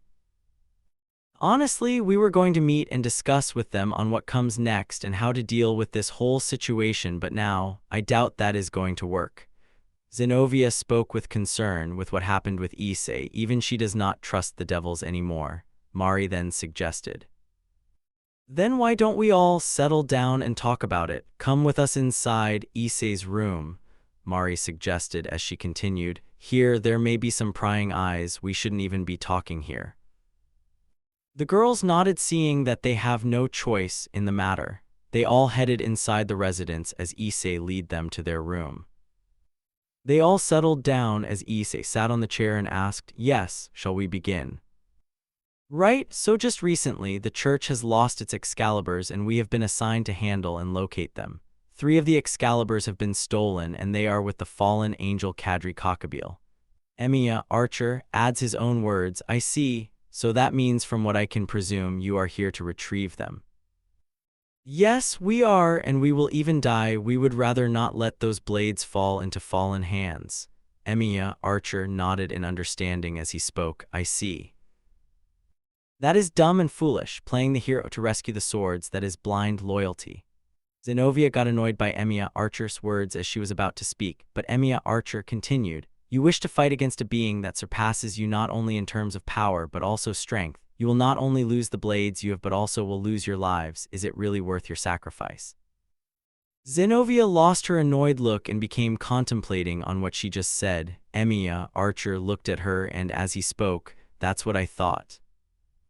"Emiya-kun, please tell us then, how should we deal with Cockabeel?" Emiya Archer looked towards Issei and spoke, "I believe Master will have a plan for you, don't you?" "I do, actually. I was actually planning to show the 2 of you around Chaldea, the organization I am a part of. I am working to protect humanity, and Emiya Archer here is a heroic servant that belonged to the same organization." Emiya Archer nodded as he responded, "Issei is correct. We are the ones that is summoned by a master, aka Issei. He is the only last master in the organization due to certain events claiming the lives of many others." Issei nodded as he spoke his words. "Chaldea is a secret agency founded with the purpose of preventing the certain extinction of the human race. It specializes in handling temporal anomalies and other existential threats to humanity, aka the singularities. I will give more details at a later date when we visit Chaldea. For now, we must act upon them as soon as possible. I will act accordingly and deal with this situation." Issei spoke with a serious tone as suddenly someone came into his room as a huge dragon transformed into a woman. She had white hair and wore a kimono. She held a folding fan and she had a graceful appearance. This was Kuoh, a berserker-class servant. "Kuoh?" Issei asked with a tone of surprise as she bowed gracefully towards Issei and spoke with a tone of gracefulness. "So this is your home, Issei-kun?" Kuoh looked around as she noticed 2 girls as she spoke with a confused tone. "Issei, who are these girls?" "Oh, them, it's a long story. You might want to sit down for this one." Kuoh nodded as Irina asked, "Is she one of the servants too?" "Yes, this is Kuoh, a berserker class, while Emiya there is an archer class. There are more classes as well, which I will explain later. They have some perks that make them powerful and the berserker class is unique in every way." Emiya Archer nodded in agreement as Issei explained to Kuoh everything that had happened as she spoke. "I see. So this woman here is your childhood friend and the one here insulted you. May I deal with her?" Zenovia was on guard. The woman Kuoh was not someone she wanted to deal with. She saw her dragon form and that alone made her not cross with her at all. Issei looked at her and spoke, "That won't be necessary, Kuoh." "As you wish," Kuoh spoke as she continued, "So how do you plan to deal with this Cockabeel?" "I have a few servants that wouldn't mind. But for now, I think we should all rest. We have school tomorrow and I need to deal with a certain headache." Kuoh and the others knew what this meant, as the berserker was ready to deal with the woman that caused her master lover so much heartache. she noted that his pain was similar to how she felt when Anshin betrayed her eons ago. Issei, I think you should also rest for a while. Today has been tiring for you as well. Mari spoke as Issei nodded. Kuoh looked at her as Mari gave a small smile, motioning that they can talk at a later date. Issei soon settled the two girls in a guest room, as he made sure that Asia wouldn't be under problem and wouldn't be targeted by the church due to what had happened in her past. He also had sent Hassan of the Cursed Arm to deal with anyone that even thinks about harming Kiba. So Issei, since the other girls aren't here, mind if we sleep here? Issei shook his head and spoke. It's all right, Kuoh, I will get a futon and sleep there. Kuoh, however, was not having any of it and grabbed him by the hand and spoke. We are sleeping together on one bed, and that is final. Yes, ma'am, Issei spoke with a wry smile. He did not want to anger a woman who had a reputation of burning down her lover for a lie. He did promise to never deceive her in any way, nor he wanted to make any of his girls sad in any way. He cared for all of them, and he'd be damned if anything happened to them. Issei agreed to sleep as Kuoh slept next to him. She placed her head on Issei's chest and dozed off, with Issei placing his hand and rubbing her head, assuring her that she would be fine. Scene change. Dark alleyway, Kuoh Town, 2:00 a.m. Kiba was fighting against freed Selzen, who had gained the upper hand, just when he was about to attack and end Kiba's life, but suddenly someone stabs Freed in the legs, arms and shoulders, basically impaling and crucifying him. Gyhhhh! Freed screamed in pain, making him unable to move, as Kiba looked at the attacker, which made him back away nervously. The attacker was none other than Hassan of the Cursed Arm. Cursed Arm is an extremely tall, slender, dark man with his right arm bandaged. His right arm is described as an useless flat board, incapable of doing much. His face is a skull resembling the mask, with its skin and nose shaven off. You will be coming with me whether you like it or not. Freed glared at the Cursed Arm in hatred and anger as he shouted madly, "Hhhh, my boss will kill every last one of you. Whoever sent you here, you freak." Cursed Arm ignored his insults as he signaled BB to teleport this insane priest in a prison as Kiba asked, "Did Issei send you here?" If you are referring to Master, then yes, he was the one who asked me to keep an eye on you. He knew that you would fall into danger, that is why he called for you. Kiba had a worried look. The last thing he wanted is his friend and comrade to be involved in his life. He looked at him and spoke, "Thank you, but I will be fine." Are you sure? Your body is still a devil composition and you have been stabbed with a holy weapon. Kiba growled and he responded, "I will be fine. Tell Issei to not worry about me. He should not get involved in my revenge."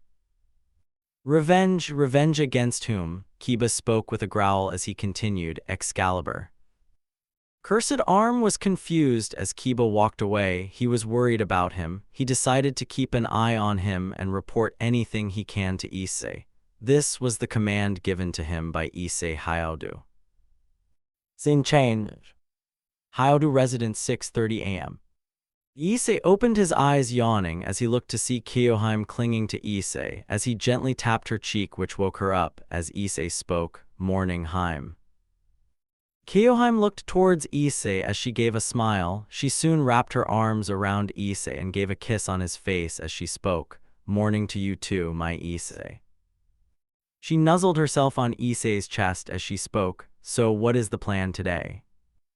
"Well, for starters, I think we should probably wake up first and see if Issei was unable to continue when suddenly the door started to be knocked upon as someone called out to him, "Issei, are you awake?" Kuoh looked towards Issei and spoke, "Is she the nun that supported you?" "Yep, we should probably get up. Knowing her, she does get jealous when she sees another girl. It has happened before." Kuoh nodded as she soon got up. Issei followed suit as they opened the door. They were greeted by the former nun as Issei spoke, "Sorry about that, Asia, meet Kuoh." "It is nice to meet you, Revi, mean Asia-chan." Kuoh spoke with a tone of gratitude. She initially would have treated her like she does with all of the rivals, but she felt different with Asia, who greeted her in kind. "Nice to meet you, Kuoh." Kuoh nodded with a tone of gratitude as she sensed the pureness in Asia. Issei knew that Asia was known to attract dragons. He wondered if this counted for dragon-based servants as well. Xin change. Kuoh Academy, 10:30 a.m. Issei, Matsuda, Madohama, Asia, and Kiba were discussing on their plans for visiting Chaldea. Kiba's wounds were healed up by Asia earlier. Matsuda and Madohama were already informed about the supernatural, and now they understood why Issei hates the devil race. Makes sense why your life was miserable now, Issei. I didn't know our high school was populated by such heathens. Matsuda spoke with an annoyed tone as Madohama spoke. Yep, they really are vixens using their beauty and lies to manipulate humanity to serve them. That is why I hate those filthy bats. The only ones I don't hate are a select few. Issei spoke with complete indifference as Kiba spoke. But Issei, what you have done to Rias and her two stooges, it will attract unwanted attention, especially from someone known as Surzech Lucifer. Her brother? Issei asked as Kiba nodded. He then responded, yes, Issei, what you did to his sister, he is not going to take it well. Unless you have a good reason, I would suggest you to be prepared. Just how strong is he, Kiba? Matsuda asked, to which Kiba spoke. They nickname him the Crimson-Haired Prince of Destruction. He is stated to be one of the two super devils and is stated to be on par with even some of the strongest gods. He was stated to born with such destructive power that it destroyed the room nearby. The news surprised everyone except Kiba, Asia, and Issei as Matsuda spoke with surprise. He is that strong. Yes, Matsuda, Kiba spoke with a worried tone as he continued. The problem which Issei or potentially Chaldea may face is his anger. He loves his sister a lot and he could potentially be a problem. Heh, that mongrel wouldn't stand a chance against me. The one who spoke in his mind was Gilgamesh Archer as Issei spoke. I know Gil, but for now, let's see how these filthy bats will be a problem to us. I see, so he is a Siskin, Madohama asked with confusion, to which Kiba spoke. He is close, but he is fortunately not a Siskin to not see reason or if his sister is in the wrong. So that is where Issei and Chaldea has an advantage. Well, that seems to be true. Hope he is not a pain like that filthy bat. Matsuda spoke with a drop of sweat. Hey Issei, you have really become racist towards devils. I guess experiences do change you for the worse. Madohama spoke in response. I still can't believe that Rias senpai, a lady who was known for her grace and charm, can be such rotten on the inside. Yeah, I guess in some cases beauty is only meant on the outside and not on the inside. Matsuda spoke as he continued. I can see your points, Issei. The devils here have become really manipulative, and the worst part is many of the students are following these devils, no offense. Matsuda spoke looking towards Asia and Kiba as Kiba spoke. None taken, Matsuda, Kiba spoke as he added. Besides, Chaldea can find a way to remove our evil pieces, right? Yes, actually, BB, Da Vinci, and Edison have already done the following. This Saturday will be your last day as devils.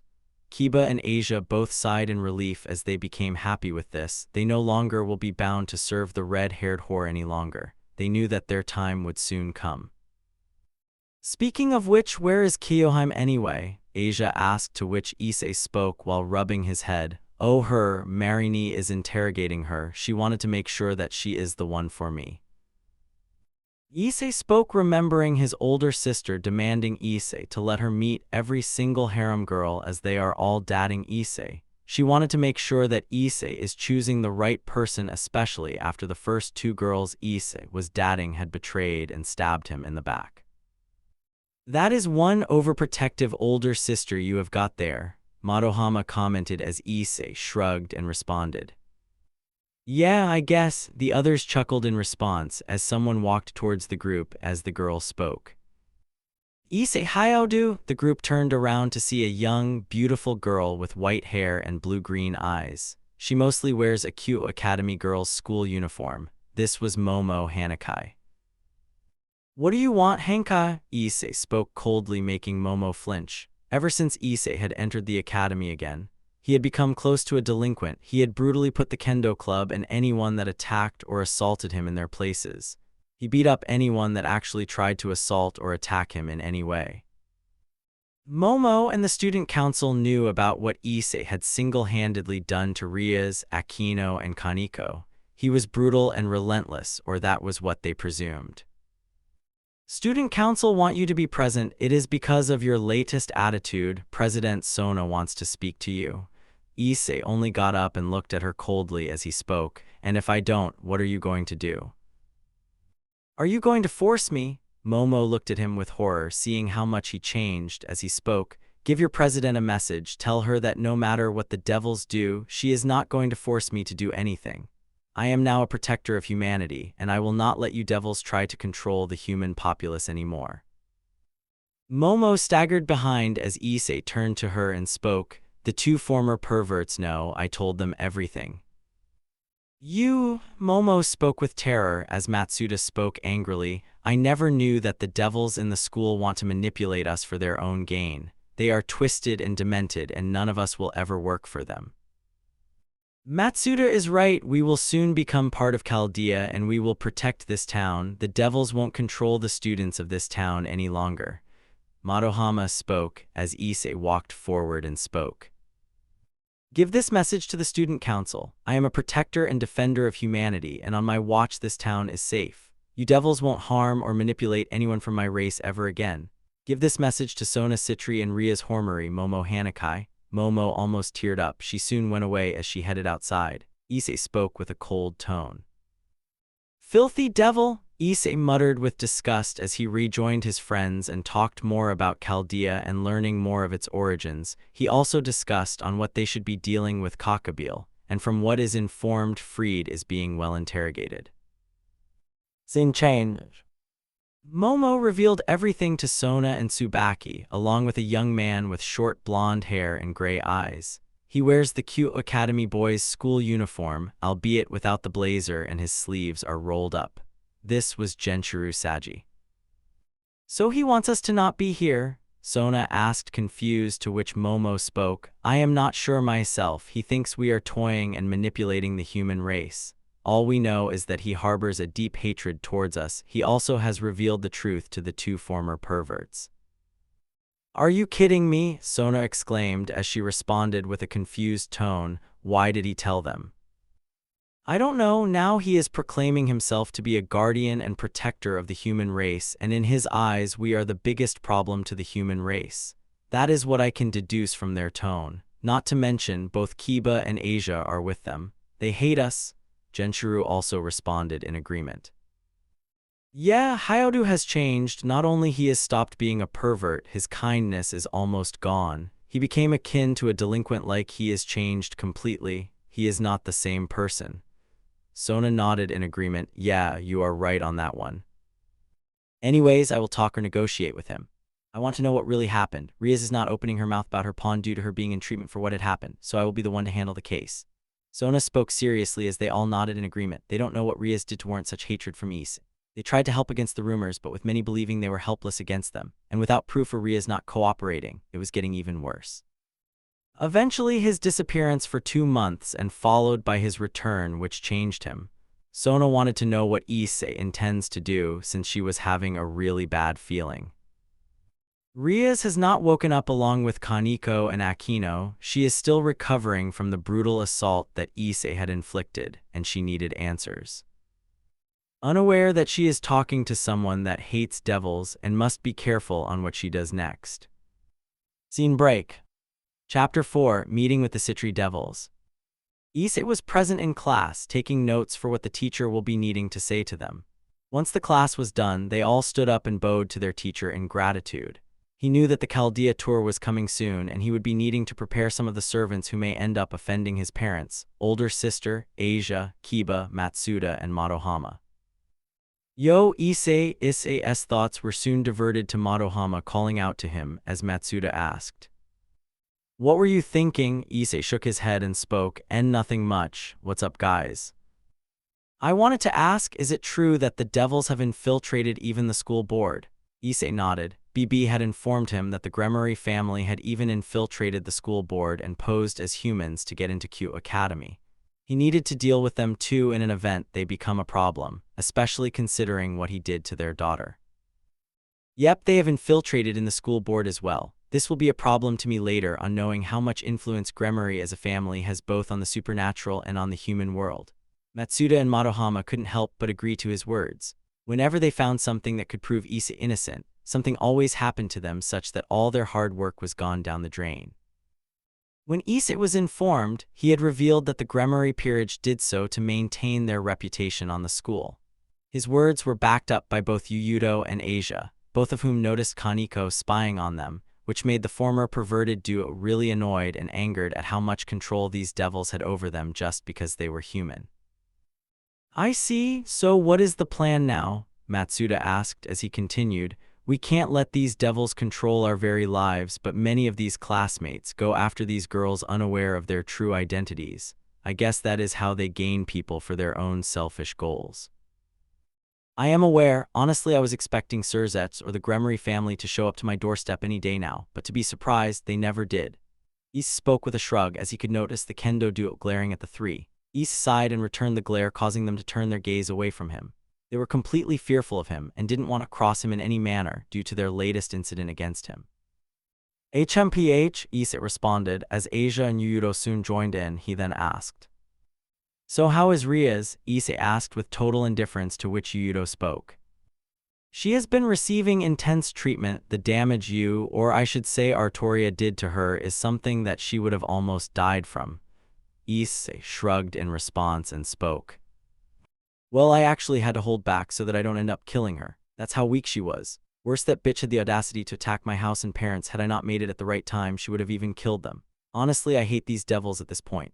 Hyoudou and Asia didn't blame him. Even the latter hated what happened to Issei's parents since they almost would have died that day, and potentially she may be killed for disobeying her master. Although I would be careful, Hyoudou spoke with worry as he continued. You see, Kaneko has just woken up. She had informed Rias' parents about what you did to her and her peerage. Needless to say, they weren't happy and will soon arrive to deal you. Be careful, since you are already in the red due to what you did to Rias, you will only get worse in trouble. Issei nodded with a sigh as soon enough an announcement happened. Issei Hyoudou, can you head to meeting room 7? There is someone from the school board that wants to have a conversation with you. Issei only looked at Hyoudou, who nodded in response. He could only go in frustration, knowing full well that it was the Gremory family that has shown up to deal with her. Scene change.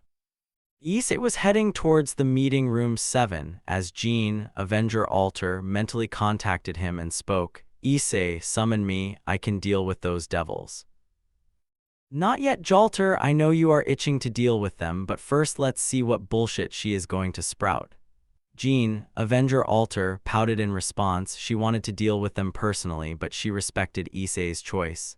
But she knew she was going to have a chance of dealing. Issei opened the door and was greeted by a stunning woman who seemed to be in her 30s. She awfully looked like Rias, although she had shorter, flaxen hair and violet eyes. She wore an elegant white dress that extends to just above the knees, featuring a fitted bodice with a low neckline and a delicate lace trim. The sheer, translucent sleeves end just above the wrists, adding a touch of grace. A black underlayer peeks out at the hemline, contrasting with the white dress, while a gray belt cinches the waist, accentuating the silhouette. The ensemble is complemented by a prominent necklace with a red gemstone pendant and a matching choker. I presume you must be Issei Hyoudou. Issei looked at her and spoke. Yep, that's me. What do you want with me, woman? That is no way to talk to a lady, Hyoudou. Issei only gave a cold glance at her. He hated the Gremory family at this point for ruining his life. However, he needed to keep his anger and xenophobia in check. But if she pisses him or annoys him for too long, he will make her suffer the same fate as he did his daughter. Then what am I supposed to call you, woman? The woman only glared at him in response. Issei didn't show any ounce of respect to her in any manner. She then took a deep breath and spoke. My name is Venelana Gremory, just call me Mrs. Gremory Hyoudou. Issei nodded. As he sat down, he internally sighed, knowing that this was going to take a long day. He needed to have the patience and tolerance for dealing with a devil, one that is known to be prideful, arrogant, and straight-up annoying. Anyways, my question still stands. What do you want? Venelana then spoke while controlling her temper. You know very well why you attacked your master Rias Gremory. Care to explain that? Let me think. Issei took a thinking pose. He wanted to play with Venelana while she is here. She needed to teach that spoiled brat some manners and human decency, especially if she needed to live in the human world. No, I don't think I will. Issei spoke coldly as he started to walk out of the room. He was about to grab the handle when all of a sudden the door handle exploded and was disintegrated. He could only smirk in response as he gave a glance towards Venelana, who had her hand raised. She made it clear she was going to get something from him whether he likes it or not. So that's how you want to play, fine by me, Venelana angrily demanded in response. You will apologize to Rias for what you have done to her. Issei now lost his smirk and narrowed his gaze. The devils, no matter how they look, how they behave. Many of them have one thing in mind: they are all entitled and believe they are superior, but once you destroy that pride and entitlement, they will show their real selves and will act like crybabies when their pride is destroyed. Issei has experienced that with Riser before when he cried about his loss like a baby, claiming that whatever he did along with his family when he desired to be wed to Rias. And now Rias, who clearly showed bitterness and anger when she was defeated by Issei/Scathach days ago, and later when her whole peerage were stalking him, thinking that they own him, only for them to be suffering wounds that would take several Fenix tears to heal. I won't. Why should I apologize to that red-haired slut? Venelana was getting angrier by the second. Issei has been showing no regret on what he did to her. Because look at her, you almost killed her. You are going to apologize to her whether you, Issei cuts her off and angrily retorts. On what grounds do I need to apologize? Tell me, Venelana. Issei spoke coldly with anger and hatred in his tone. He hated the fact that Kaneko didn't even tell her everything. She must have even put him in a bad light. He should have scarred her even more and make an example out of her too.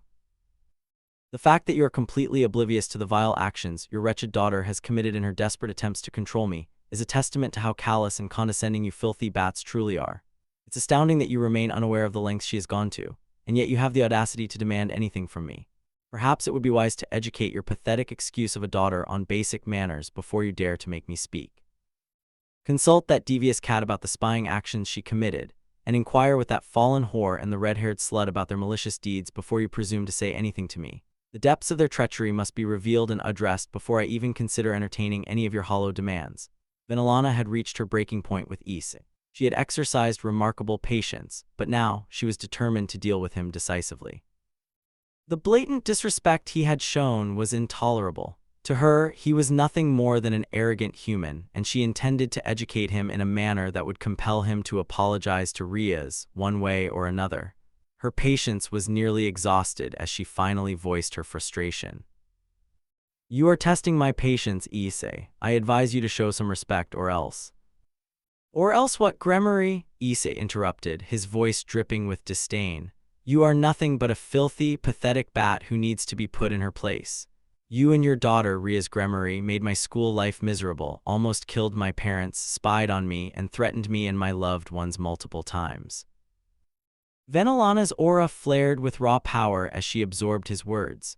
She was unsure whether Issei was telling the truth, but his blatant racism and hostility made it difficult for her to trust him.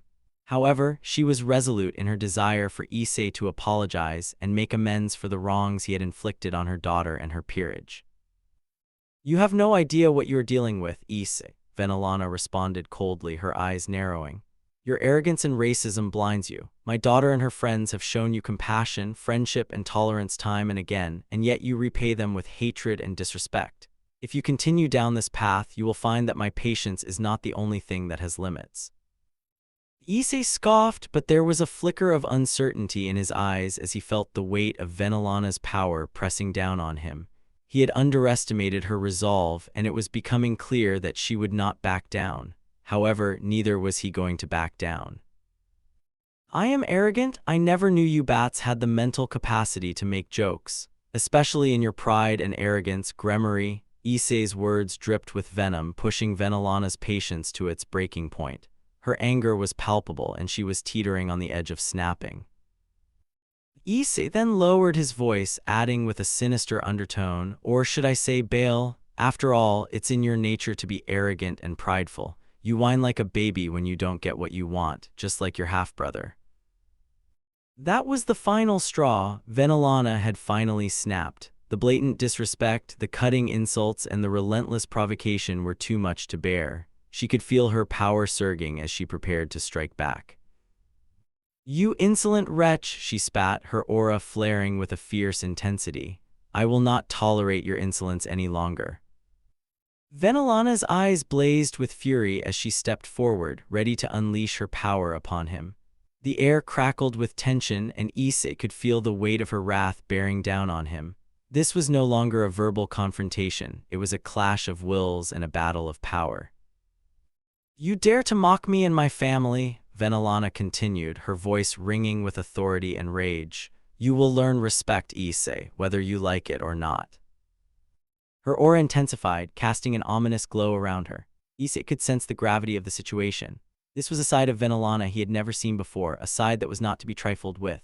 The time for words was over, action was imminent. Triggering a barrier that transported the duo into an artificial space, Venelana unleashed a formidable power of destruction blast. The energy crackled and surged, hurtling towards Issei with deadly intent. Issei observed the approaching pod with a calm detachment. If this had happened 2 years ago, he would have been terrified, overwhelmed by the sheer power and questioning what he had done to deserve such wrath. Back then, he wasn't strong enough to face such a force, and fear would have paralyzed him. But now, he didn't flinch. As the destructive energy neared, his body began to glow with a radiant light before transforming into a blazing fire.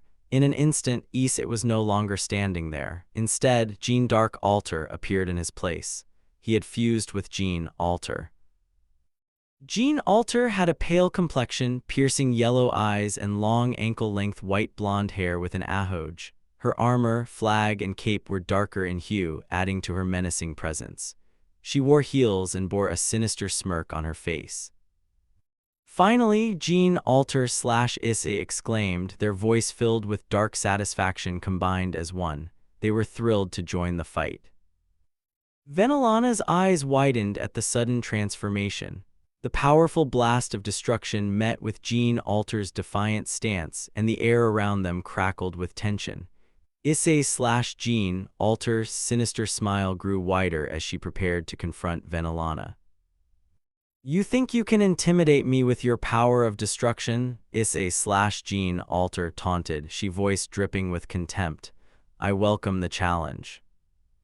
Bringing out her corrupted version of her flag, Luminosite Eternelle, and her blade, the flag being in a downward motion, she wasted no time in chanting her noble phantasm that would give Venelana a taste of her own medicine. "All evil shall gather here. This is the howl of a soul filled with hatred. La Grandement du Haines." The flag began to release flames, their intensity and power akin to that of a first-rate dragon's breath. Under the mantle of an avenger, Issei, now transformed into Jean Dark Altar, kindled the flames with an unrelenting fervor. She harnessed the deep-seated grudges within herself and the ambient surroundings, converting them into potent magical energy. This fiery display was aimed at incinerating the injustice, corruption, and self-righteousness of her opponents. Much like her regular variant, Issei/Jean Altar's attack absorbed the power of destruction, growing stronger with each passing moment. As the destructive energy combined with her flames, it began to reflect back towards Venelana. The sight was nothing short of terrifying. Venelana watched in shock and horror as her own formidable power was turned against her, magnified by the avenging flames. She commanded her sword forward and taunted with a sadistic grin. "You thought you could destroy me with your power?" Issei/Jean Altar taunted, her voice echoing with dark amusement. "Feel the wrath of your own arrogance." The artificial space trembled as the confrontation reached its zenith. Jean Altar, with her blazing flag, stood as a fearsome adversary. Her attack, fueled by deep-seated grudges and amplified by Venelana's own power, was unstoppable. The scene was a testament to the devastating potential of an Avenger's fury, a force that could not be easily quelled. In a desperate attempt, she unleashed a barrier to protect herself. She wanted to escape but couldn't. The barrier shattered immediately as she took the entire brunt of her power. She screamed in pain as her whole body was burning on its own. She regretted ever provoking him in any manner. She knew her chances of escaping was slim to none.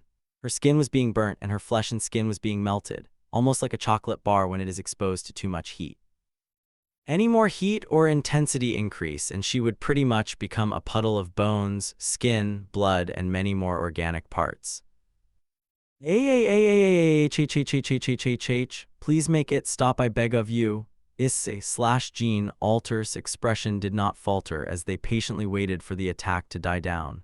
They watched with utter satisfaction and sadism on how Venelana was suffering from her own attack. Soon enough, she was sent upwards by a high, and several spears were inserted into her abdomen, almost impaling her in her gut. She coughed up blood in response as she looked towards Issei/Jean Alter with palpable fear and terror, knowing what she is capable of. I only used 60% of the phantasm, and look what it did to you. Issei/Jean Alter shook her head. She placed the flag on the ground, and putting the sword next to the flag, she continued to speak. Imagine on what I could do if I had used more than 60% of the power. There would be no trace left of you. Venelana's fear escalated. She was hyperventilating and tears streamed down her face.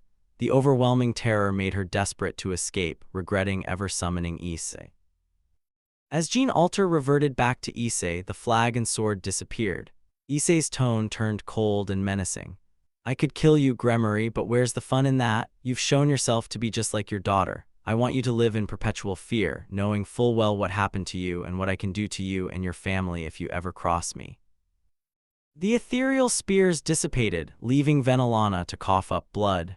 Her terror intensified, understanding the gravity of Issei's words and the torment he intended to inflict. She wondered if she would even survive the serious wounds he had inflicted. Issei continued, his voice dripping with contempt. I also kept you alive because I want you to send a message to all the devils. This town is under my protection and governance. You filthy bats have clearly and spectacularly failed. Venelana's body trembled as she tried to process his words. The realization of her predicament, coupled with the physical pain, made her cry even harder. Now, if you will excuse me, I have classes to attend. Goodbye, filthy devil, Issei spoke, his voice having the same contempt he held for her all this while. Venelana's very expression reminded him of Rias, the same woman that ruined him and destroyed whatever life he had once, and then went after his loved ones and friends just to locate where he is. Venelana showed utter disregard, ignorance, and apathy for her daughter's actions due to her rage in seeing her daughter's condition, not even hearing Issei out and letting her emotions get the better of her. This costed her dearly, resulting in her brutal loss and complete destruction of her pride and body. She was not the same and needed treatment for her wounds. As for Venelana, she could only watch Issei leave, helplessly watching the same man that had once prevented her daughter's engagement to Riser, the same man that had once loved her with all of his heart and more than anything else, despising her to no bounds at this point. Issei headed out of the meeting room 7 with a satisfactory grin. It was so good to deal with Venelana Gremory as he started to head to his classroom. He knew that this was just the beginning of what is to come to him, but he will be ready in dealing with whatever is thrown at him. Suddenly, a magic circle opened beside him, which revealed to be his sister Mari's magic circle, as she spoke. You up for a chat? Issei shrugged and spoke with a smile. Sure, Mari said as she sat down. I wanted to talk to you about your latest bout of xenophobia. What do you mean? Issei asked, puzzled.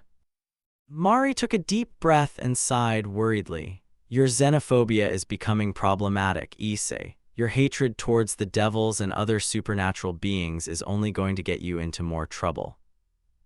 I don't understand. Why would I be in trouble? Mari shook her head. I don't mean it that way. I'm worried about you. You went missing for 2 months, and because of what Rias did, our family had to endure some vile things. I'm afraid you might do something to someone innocent, worsening an already sensitive situation, and I don't want to lose you too.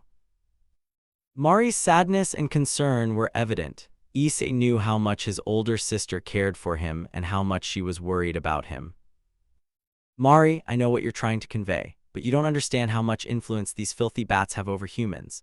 Look at the school, so many boys and girls look up to people like Rias Gremory and Akino Haimjima. They made my life miserable and caused our family so much pain. They deserve what's coming to them. Worse, Sona and her peerage did nothing to help me when I needed it most. Many turned a blind eye to the beatings I endured.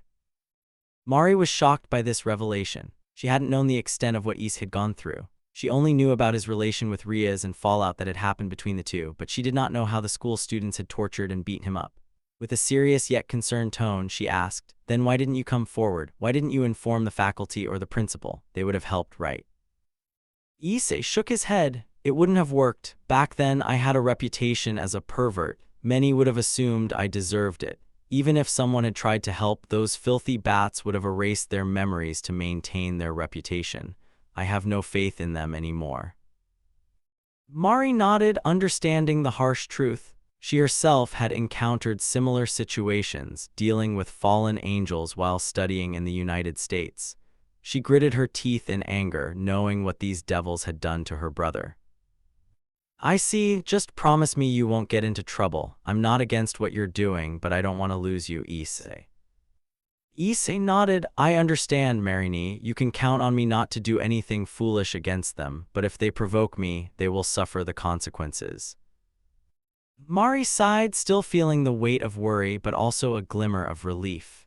"Issei, please, just remember that not everyone is like Rias or her peerage. There are good people among the devils too. Don't let your hatred blind you to that." Issei looked at her, the anger in his eyes softening just a little. "I'll try, Marini, but it's hard to forget what they've done. They took so much from me, from us." Mari reached out and took his hand. "I know, Issei, but holding onto that hatred will only consume you. Promise me you'll try to find a way to move past it, to see the good in people again. I speak from experience, and let me tell you, hatred will only bring you and us more trouble." Issei squeezed her hand in return, his expression softening. He didn't want to harm his parents, his sister, or any of his loved ones. "I can't make any guarantees because of what they did to me," he admitted. Mari looked down in sadness, understanding the depth of her brother's pain and his reasons for hating devils in general. She knew how much he had suffered and how that suffering had shaped his perspective. But then Issei spoke again, his voice more gentle. "Although I promise, Marini, for you I'll try." Mari looked up, a small smile playing on her lips as she saw the determination in his eyes. "That's all I ask, Issei, just try. We'll get through this together."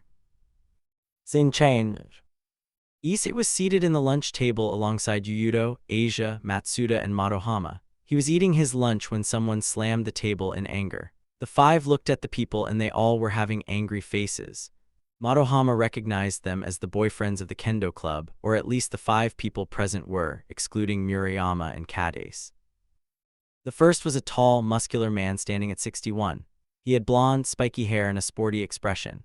He wore a traditional Kuoh Academy uniform, but instead of black, he sported a navy blue blazer with white accents, a white long-sleeved dress shirt with a black ribbon on the collar, matching navy blue pants and brown dress shoes. His name was Shinji Yukimura, a third-year student and the captain of the wrestling club at Kuoh. The second was a middle-statured man, 55 tall, with raven hair that reached his lower neck. He wore attire similar to Hyoudou Kiba, but with a purple striped necktie on his dress shirt. This was Mahito Aiku, a member of the art club and a second-year student. The third was another middle-statured man, 54 tall, with a hairstyle similar to Mahito's but shorter. He wore the same uniform as Hyoudou Kiba with a silver t-shirt underneath his dress shirt, similar to Issei. This was Kiben Haki, also a member of the art club and a second-year student. The fourth was a tall, muscular man standing at 64. He had silver hair tied into a ponytail that extended below his lower chest. He wore a navy blue blazer and matching pants similar to Shinji, with the rest of his uniform adhering to Kuoh standards. His ponytail was secured with a small band and he wore black shoes instead of brown. His name was Sakuma Hamura, the captain of the Space Research Club and Shinji's best friend, also a third-year student. The fifth was a short-statured man, 50 tall, with dark purple hair cut to upper neck length. He wore a traditional Kuoh Academy uniform, strictly following the uniform standards. This was Yoji Sakami, a member of the Japanese History Club and a second-year student. "So, what do you 5 want from us?" Issei spoke with an uninterested tone, clearly not invested in the confrontation. His focus was elsewhere, not on the students who had gathered to watch, knowing the reputation he had gained after the incident with the Kendo Club. The few who were brave or foolish enough to challenge him stood before him now, the tension palpable.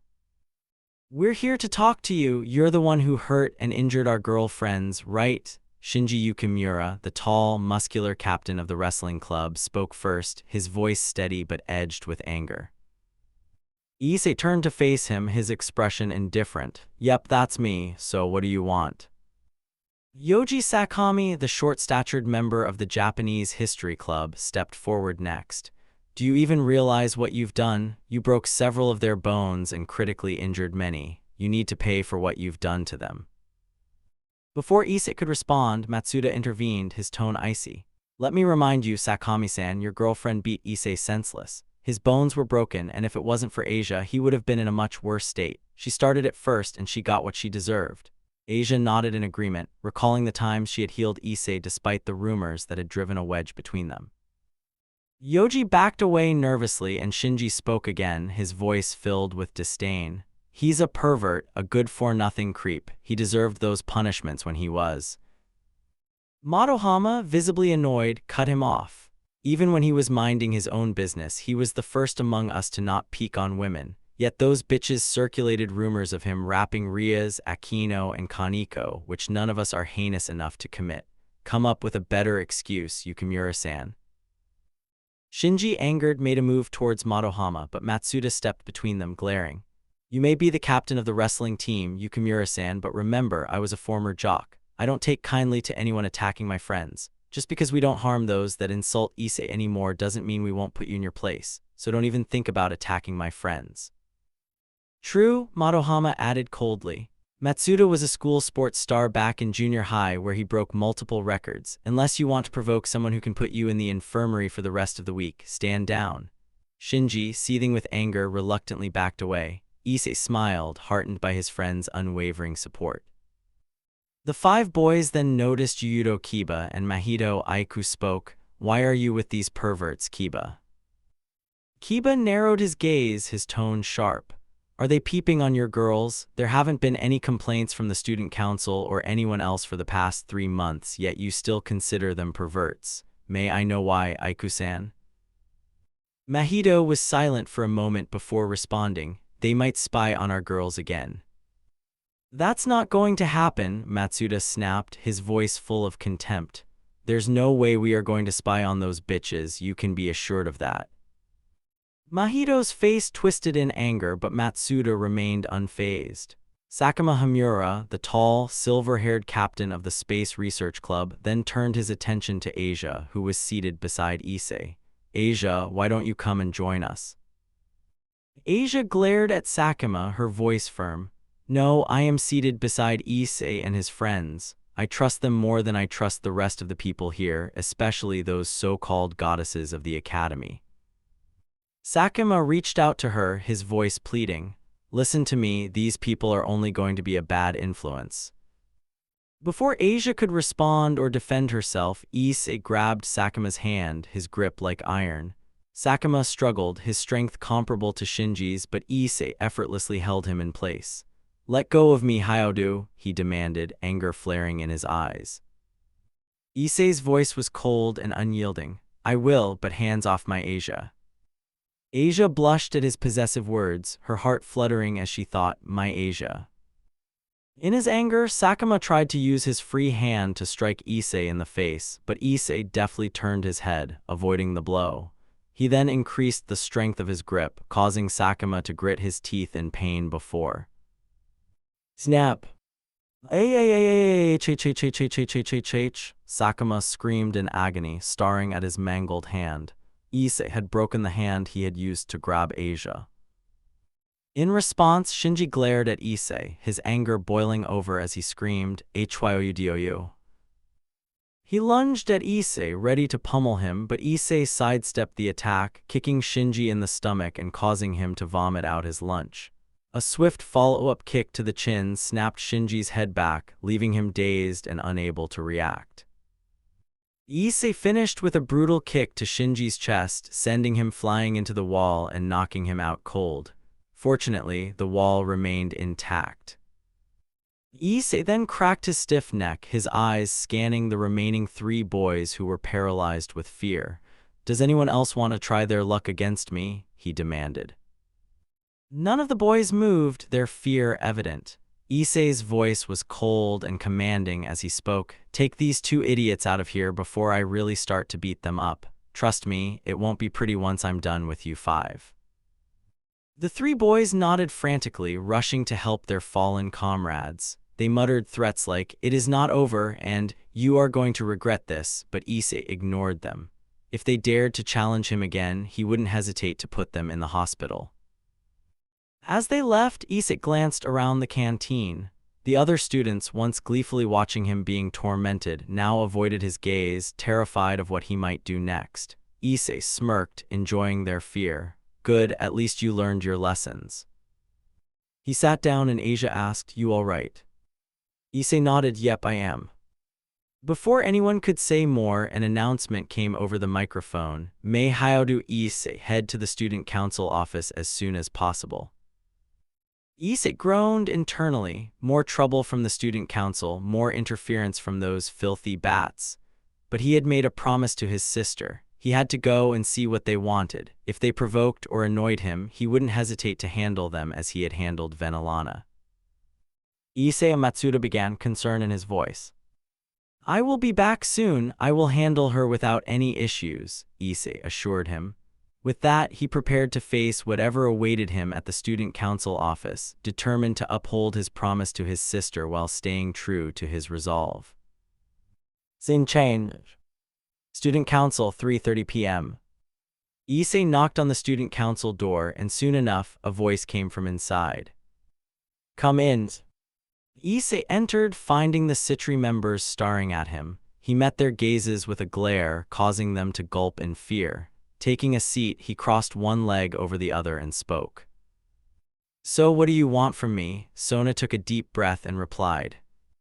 "First, thank you for coming, Hyoudou. I have a few questions. Will you answer them for us?" Sona's tone was polite, contrasting sharply with the demanding and aggressive demeanor of Venelana or Rias.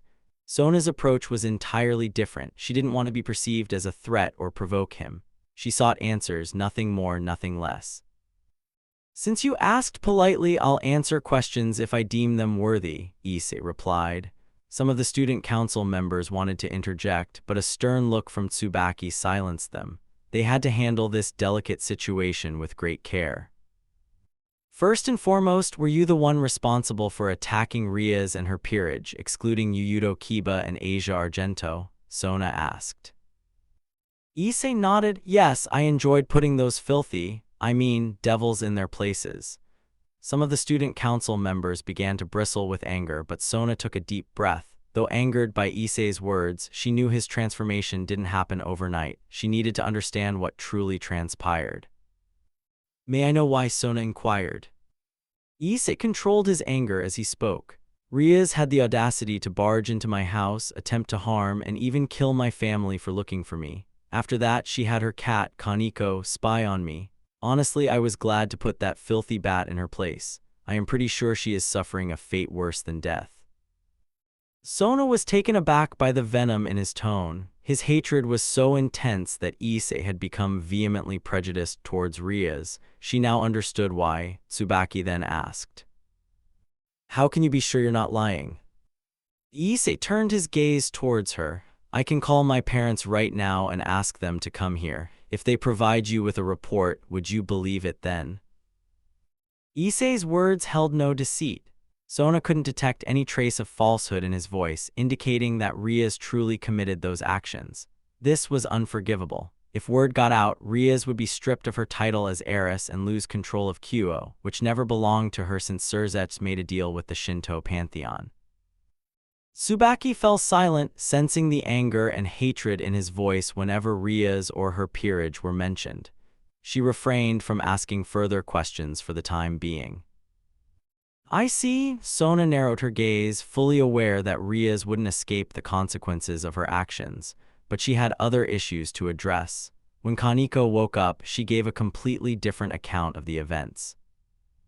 Kaneko's account was that Issei attacked them unprovoked, brutally and ruthlessly, almost bringing Rias and Akino to the verge of death. This shocked the Gremory family, especially Grafia and Surzets, who believed Kaneko was lying.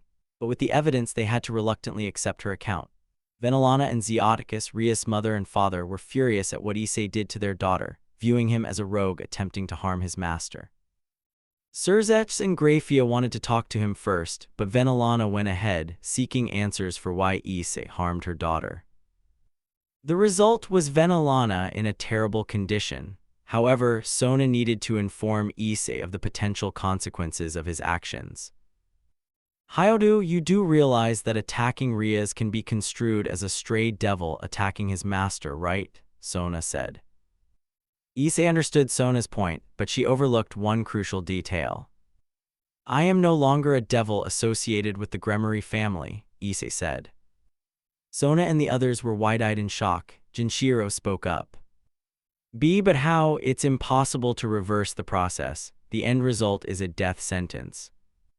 Sona tried to sense his aura but couldn't detect any devil aura. She widened her eyes in shock and horror, realizing Issei had found a way to remove his evil pieces and survive, making him the first human to do so. I made it possible, Saji, believe it or not, Issei said. The Citri peerage backed away, worried about what he was capable of. Even Tsubaki was in disbelief. Sona took a deep breath, having received news of Venelana's condition after meeting Issei. She was horrified by how Issei tortured her and worried Scathach might come after him for what he did to Scathach's mother. That's why she contacted him immediately, wanting to resolve this problem as soon as possible. She then spoke. Issei, as much as I would like to know how you extracted your pieces without dying, I have a different question. I want to know why you harmed Venelana Gremory. Issei was surprised. He had only dealt with her a few hours ago and was surprised at how fast news reached the devils. How did you know? He asked. News spreads fast, Issei. Considering you basically burned her alive and staked her multiple times, many aren't happy with what you did to the Gremory matriarch. They want to know why you did that to her, Sona said with slight anger. Venelana was like an aunt to her. She knew Issei had a good reason, but she needed to hear it. She attacked me first, demanding I answer for what I did to Rias and apologize because I was a low-class devil. You know why I did that to Rias? When I left the room, not intending to listen to her nonsense, she attacked me with her power of destruction. I defended myself and set an example, showing that I am not the same man who loved Rias, especially after what she and her family tried to do to me. Sona was agape. She never expected Venelana to go this far. However, she felt Issei went too far in self-defense. I understand your reasons, but I think you went too far. Sona snapped her fingers, bringing out images of Venelana's condition. Look at her, look at how tormented and pained she is. She was literally crying from the immense pain you put her through. Issei remained unaffected by Sona's exclaims. He spoke with a cold, icy tone that brought chills to Sona and her peerage. So, she brought this on herself. This is exactly why I detest devils, Sona, especially the pure-blooded ones. You think you can harm anyone, thinking you're superior to anyone not a pure-blooded devil. This is why I see your kind as nothing but filthy bats. Sona flinched at his tone, sensing the venom in his words. Normally, she would have retorted, but she couldn't, seeing Issei's hatred was somewhat justified.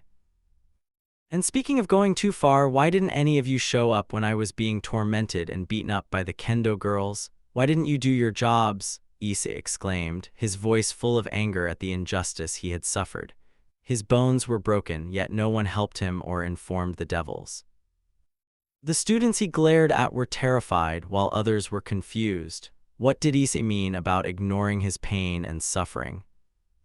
Even Sona and Tsubaki were confused. Why weren't they informed of this?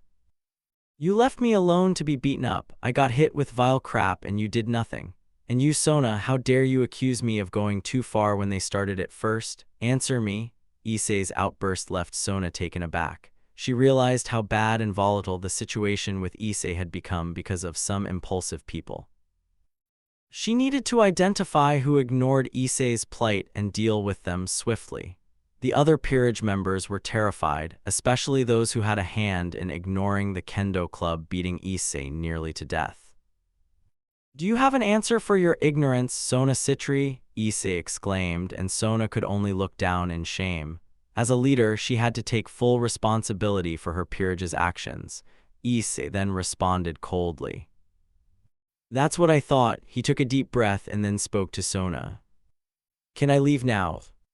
Sona looked at Issei and responded with a shaky tone, why yes you can. Issei left the room. Sona took several deep breaths to compose herself and then spoke seriously. I want all of you to take a break for 2 hours. Once we are done, we will have a discussion on who ignored Issei's situation. Those that did will be punished accordingly. Sona's gaze made many fearful. They nodded in understanding, knowing full well what might happen to them. The peerage left to recover from what had happened as Sona put her hands on her head and spoke in a low, fearful tone. Rias, what have you done? Chapter 5, Red-Haired Lucifer. 2 days later. Alleyway, Kuoh Town, 9:30 a.m. 2 days have passed since the Issei's clash against Rias Gremory, where she almost died by his hands. Mari was walking home from the grocery store. She needed to get some food for the 2 guests that are going to visit her place. She knew that Zenobia and Irina had no place to go due to Irina's bad money management skills, and on the fact that she spent all of their savings on a fucking painting. That foolish idiot, what were the church thinking giving her the entire money, and why didn't Zenobia think of stopping her? Mari spoke with anger in her tone. She remembered those 2 found begging near the streets, which was found by Issei's mother, who asked the 2 girls to settle down in her house. When they heard what had really happened and why did they not have any money, Mickey felt pity for the girls. Mari, on the other hand, felt annoyance. She remembered Irina's terrible money management skills from their childhood since she used to babysit the 2 when they were young. She used to handle any money that Irina would be allowed to spend since she would just recklessly spend it on some toys that are way too expensive. Although she did so for Issei as well since she was the older one amongst the 3.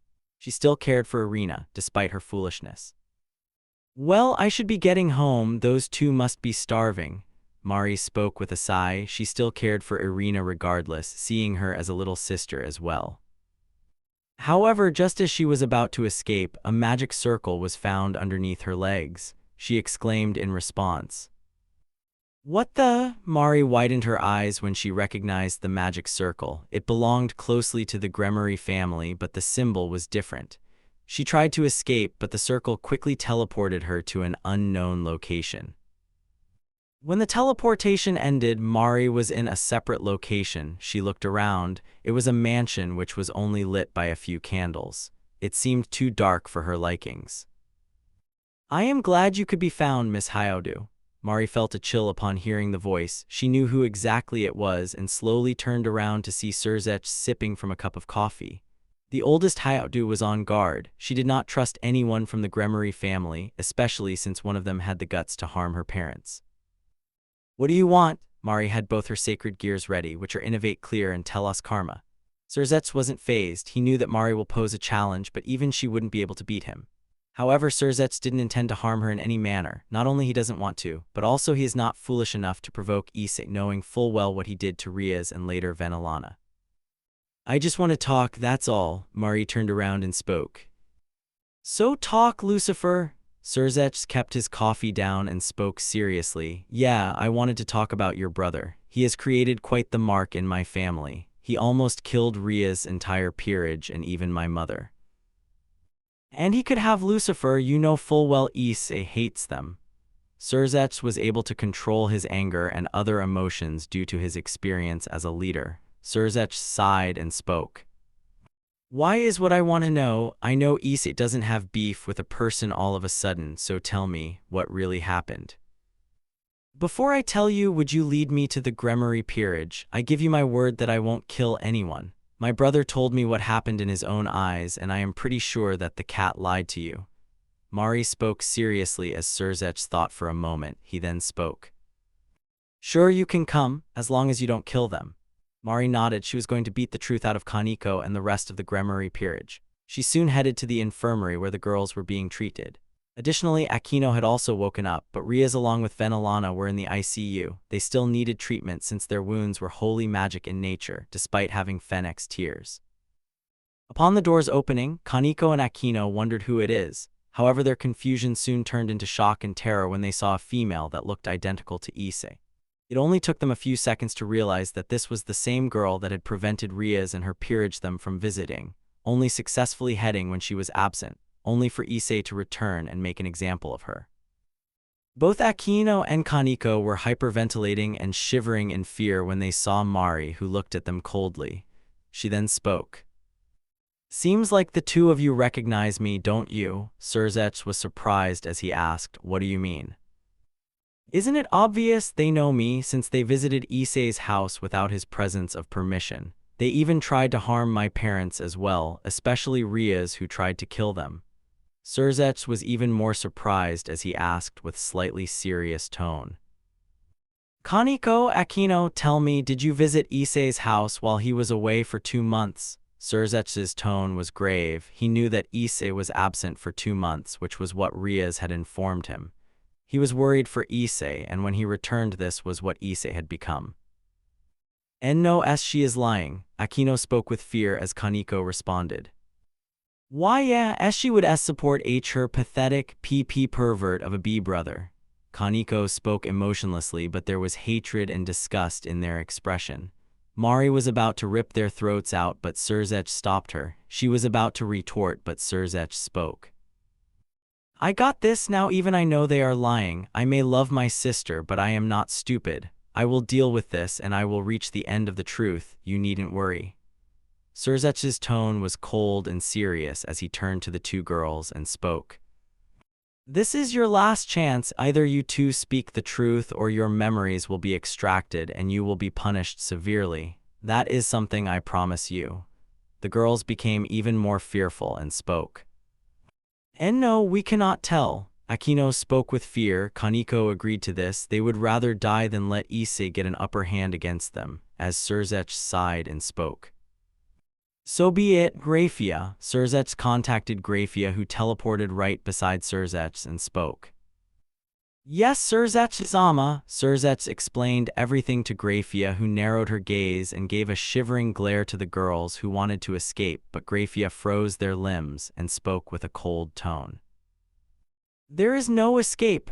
Grafia unleashed some magic and knocked the girls out as they had small tears in their eyes. She soon chanted another spell and extracted their memories of the past few months and showed it to the duo.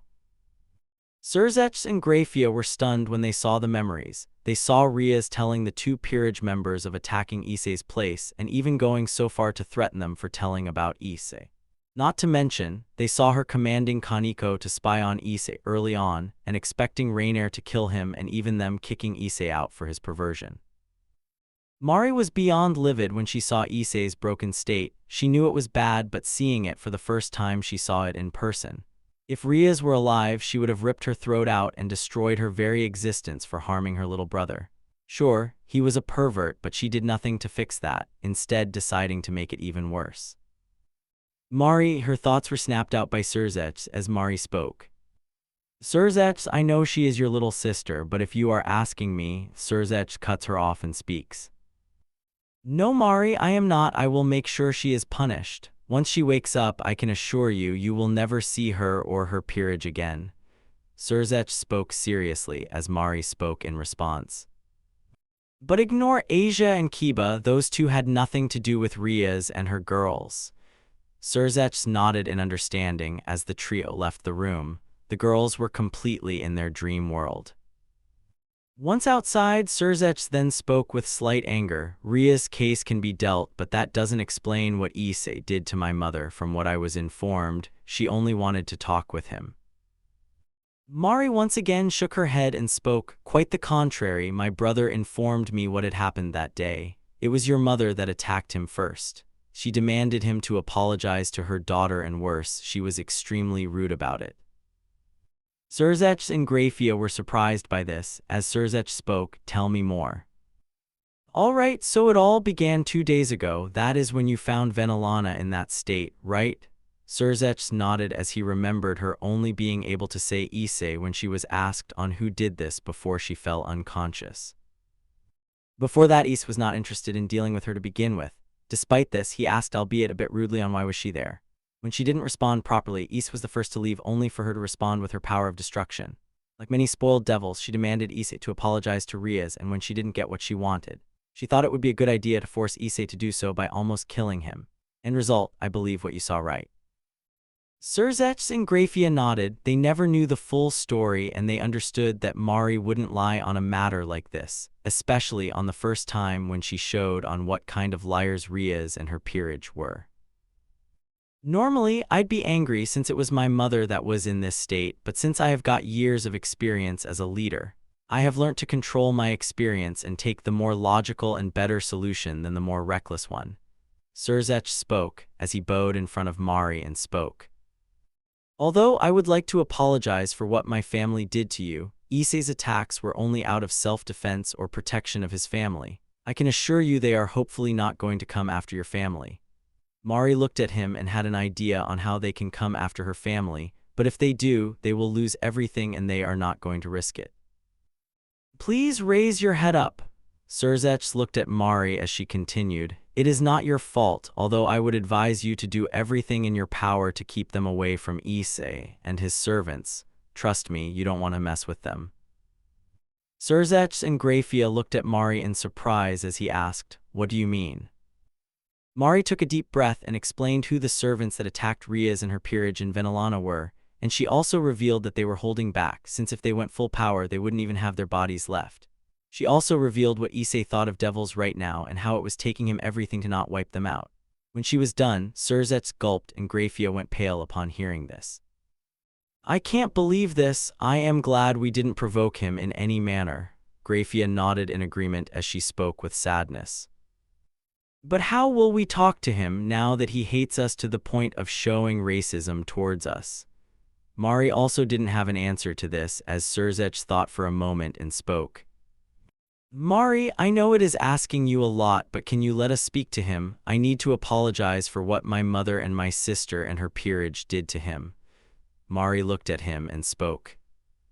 I will try, but getting rid of his racism is going to be hard. He has become really xenophobic, and it is all because of a certain king of heroes that I want to have a talk with.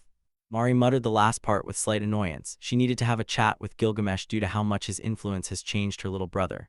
Scathach and Grafia wondered who this king of heroes is, and they wondered what kind of a person he is. I should get going if my brother finds out that I was gone. Well, I believe you know what may happen, right? Scathach nodded, as he knew that the devils will be wiped out by the servants as he spoke. I will send you back. Mari nodded as Scathach teleported her back to Kuoh, and he did so to the same location that she was teleported from. Scathach soon sat down in stress, holding his head in worry and concern as he spoke. Rias, what have you done? Sin change. Kuoh Streets 10:00 a.m. Mari walked towards her house and eventually reached as her mother Mickey asked, Mari, why did you take so long? Sorry, Mom, I had a run-in with an old friend of mine. Hope I am not too late. Mickey nodded and spoke. No, you are not, fortunately, but just inform us prior. Ever since those devils harmed us and tried to kill us, we need to make sure that all of us are safe till they are dealt with. Worry not, I had a run-in with Lucifer. Apparently he plans on making sure that Rias and her peerage will never be here after I explained everything, so for now we are safe from them. Speaking of which, where is Issei? Mickey thought for a moment and responded. He is with Emiya apparently. He says that he has found a lead on a certain person named Cockabeel. He will come soon. Mari remembered just a few days ago that cursed arm managing to locate and hunt him down, even taking the Excalibur that he had. She then spoke. I see, well, we should prepare some food for those idiots. Mickey sighed and responded. You shouldn't talk about Irina like that, Mari. Mari shook her head and spoke. They should have known to not spend money so callously, if anything that is on them. Mickey didn't respond since Mari was right as the duo went inside to prepare some food for the girls. Sin change. Chaldea 10:30 a.m. Issei was with Da Vinci and Emiya as he asked, so where is he? He is in the room. We have put magic seals on him so that he won't be able to move. Da Vinci spoke, to which Emiya responded.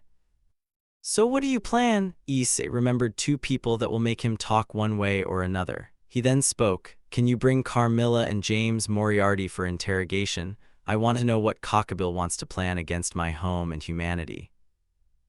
Da Vinci gave a nod, to which Emiya spoke, are you sure this is a good idea, Issei?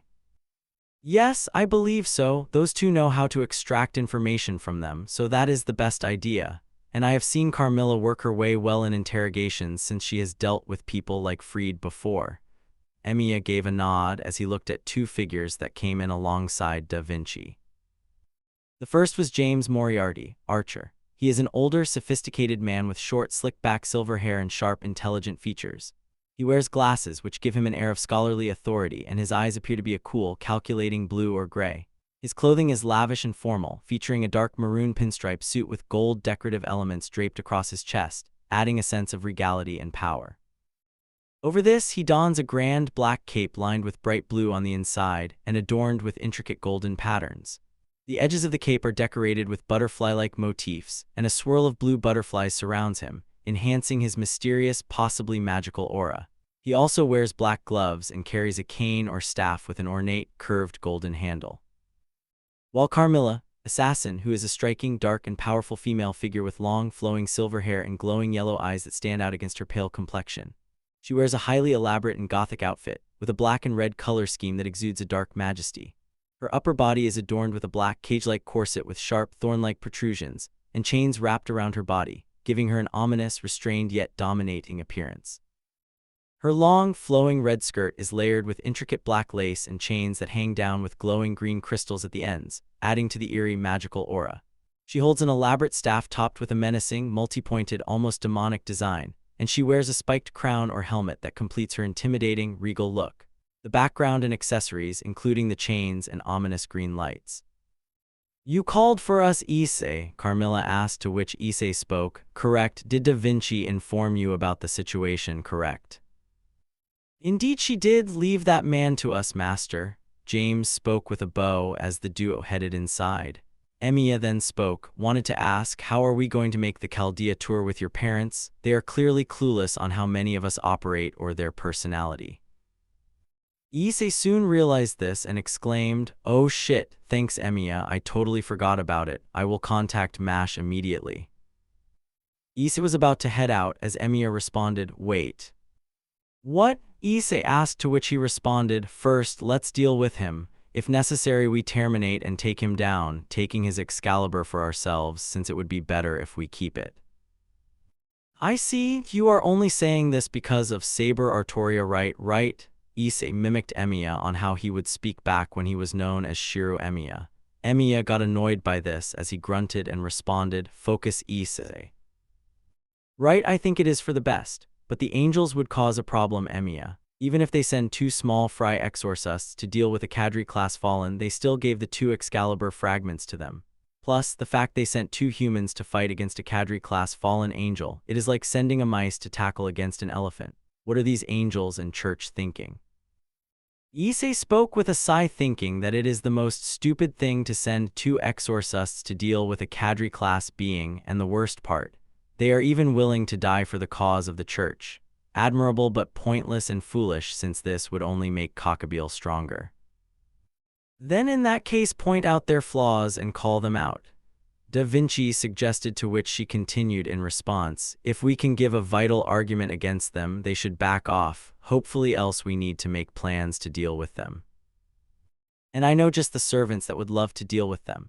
Issei spoke, remembering Jean Dark Altar, Quetzalcoatl Rider, and Jean Dark Berserker, and if needed, Gilgamesh would love to give them a word. He knew what he had to do as Emiya gave a nod in understanding upon realizing that the angel faction may cause complications.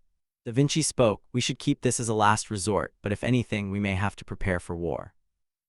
"Right?" Issei looked at Emiya, who gave a serious nod in understanding. As soon the room opened up, with Carmilla speaking with a smile, "He is ready to speak." Issei gave a nod as the five entered inside the interrogation chambers. They could see Fried crying in fear and pain, almost terrified of what is going to happen to him. Issei then spoke, "Fried, are you going to speak up on Cockabeel's plans?" "Why yes, I will speak, please don't let me near these two. I beg of you." Fried was crying, pleading with mercy, begging for Issei to spare them as he looked at the two servants, wondering on what the hell did they do to her. They only had smirks as James walked forward and spoke. "Fried, my friend, it would be wise if you told Master everything unless you want to have another conversation." James spoke with his eyes glowing red. As Fried could feel more fear, Carmilla had her staff ready, making him terrified. I will tell, please, I will speak. Fried spoke with fear as he spoke in response. My boss wants to unleash the Great War. His intention was to steal the Excalibur fragments and harm and kill the heiresses of the D-Devil leaders. Please spare me. Issei only scoffed and spoke, Oh, I should be thanking Cockabeel. He is doing me a favor killing those filthy bats. They deserve what is coming for them. Bunch of disgusting existences, putrid to even gaze upon. Issei? Carmilla spoke with concern, to which Issei responded, No, Carmilla, I am not saving or helping them again. Those filthy bats tried to harm my family and ruin my life. I am not going to help them. Let them all die. Carmilla knew her master's hatred for devils and was aware on how much it was affecting his state. Issei looked at her state and responded, Sorry, Carmilla, I shouldn't have let my attitude get the better of me. I promised my older sister to not get into trouble due to my attitude. Sorry. I am still trying, but it is not easy given what they did to me. It's all right, no harm done, but even then you got to stop Cockabeel. Issei gave a nod and responded to Carmilla, That I will, you needn't worry, we will confront Cockabeel soon enough, but for now, we should dispose of him right now. Fried grew even more fearful as he spoke, No, please. Issei only responded by unleashing a lightning bolt generated by magicraft and threw it at his stomach, making him scream in pain as he spoke, Shut the hell up. I know what you did to Asia and many innocent people who only had conversations with devils. You almost raped Asia for your own satisfaction, and you deserve to rot in the darkest pits of hell. The servants were surprised by this as Issei spoke, Carmilla, dispose of this trash, I don't want him here anymore. Carmilla nodded, snapping out of her surprise, speaking, I shall, Issei. The other servants left as Carmilla looked towards Fried with contempt and spoke, Goodbye and good riddance. Soon the Iron Maiden belonging to Carmilla showed up ready to kill him for good.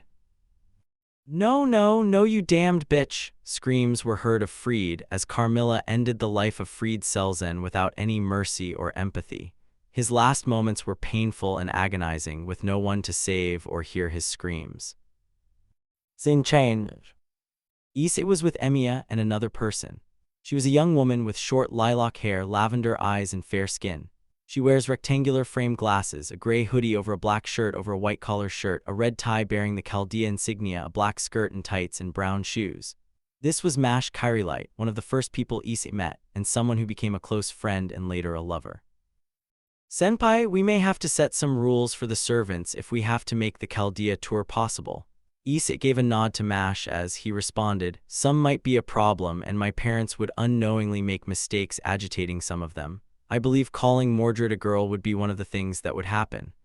Emiya then added. Indeed, another is Gilgamesh's arrogance, primarily his archer variation that will cause problems.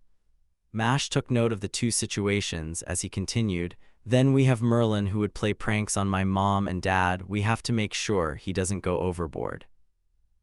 The list goes on and on. Issei spoke as Mash kept writing down names of certain servants that would cause problems to the Chaldea tour. They had to make sure that they are kept in line. Mash took note of it as Emiya and Issei kept discussing things on the servants that could be a problem. Well, Senpai, I will get on with it and let know of the respective servants. You can count on it. Issei gave a smile to Mash, who returned with a happy and cheerful one, with Issei speaking, Thanks, Mash. We will be having the tour once we deal with Cockabeel.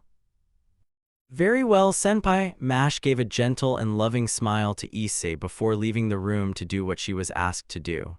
Emiya then spoke once she had left. Well, we got the Excalibur fragments from Fried's corpse. Emiya spoke as he gave the fragments to Issei, to which he looked at it and spoke in response and contacted Gilgamesh Caster to show up. After a few minutes he showed up with him speaking, You called Issei. Gilgamesh Caster was described to have short blonde hair and appears to have light-colored eyes. His attire is reminiscent of Middle Eastern or ancient Mesopotamian influences, featuring loose red pants with blue patterns and gold accents. His upper body is partially bare, displaying his chest with some decorative armor pieces on his shoulders and forearms. He wears a distinctive blue and white headpiece, almost like a turban, and holds a golden tablet or tablet-like artifact in his left hand, which features intricate designs. Can you keep this with you? Issei gave the Excalibur fragments as he took a look at it, feeling the magical power in it as he asked. So this is the infamous Excalibur I heard of that belongs to this world, broken into fragments. Correct, Gil, could you keep this with you and not let the angels get them? Gilgamesh only responded by laughing and speaking, haha, that's it. The king of Uruk will be happy to keep it from them. These fragments are valuable in a way. Issei gave a smile and spoke, thanks, Gil. Gilgamesh gave a nod before leaving as Emiya spoke in response, I should also take my leave. I will help Kairilight with the tour that will happen. Issei gave a nod as he lied on the couch being alone for a while. Soon enough, someone tackled him on the couch. This was revealed to be Tamamo no Mi as he spoke, I should have known it is you, Tamamo. Well, darling, we got barely any time to spend, so all in all, we should be together. Tamamo spoke with a chuckle as she wrapped her arms around him and started to make out with him. Tamamo knew that she was alone, and this was her best opportunity to make out with him, since the other girls would also want to spend time with him, especially some like Kuoh and Skaya and even Jean. They all want an opportunity with their master, and they don't let go of it. Issei pulled her in closer, also letting her body come closer to his.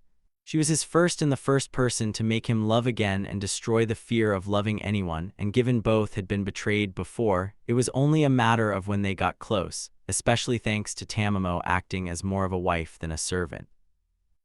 They spend the rest of the day together, knowing nobody would want to annoy them, at least for a while that is. Scene change.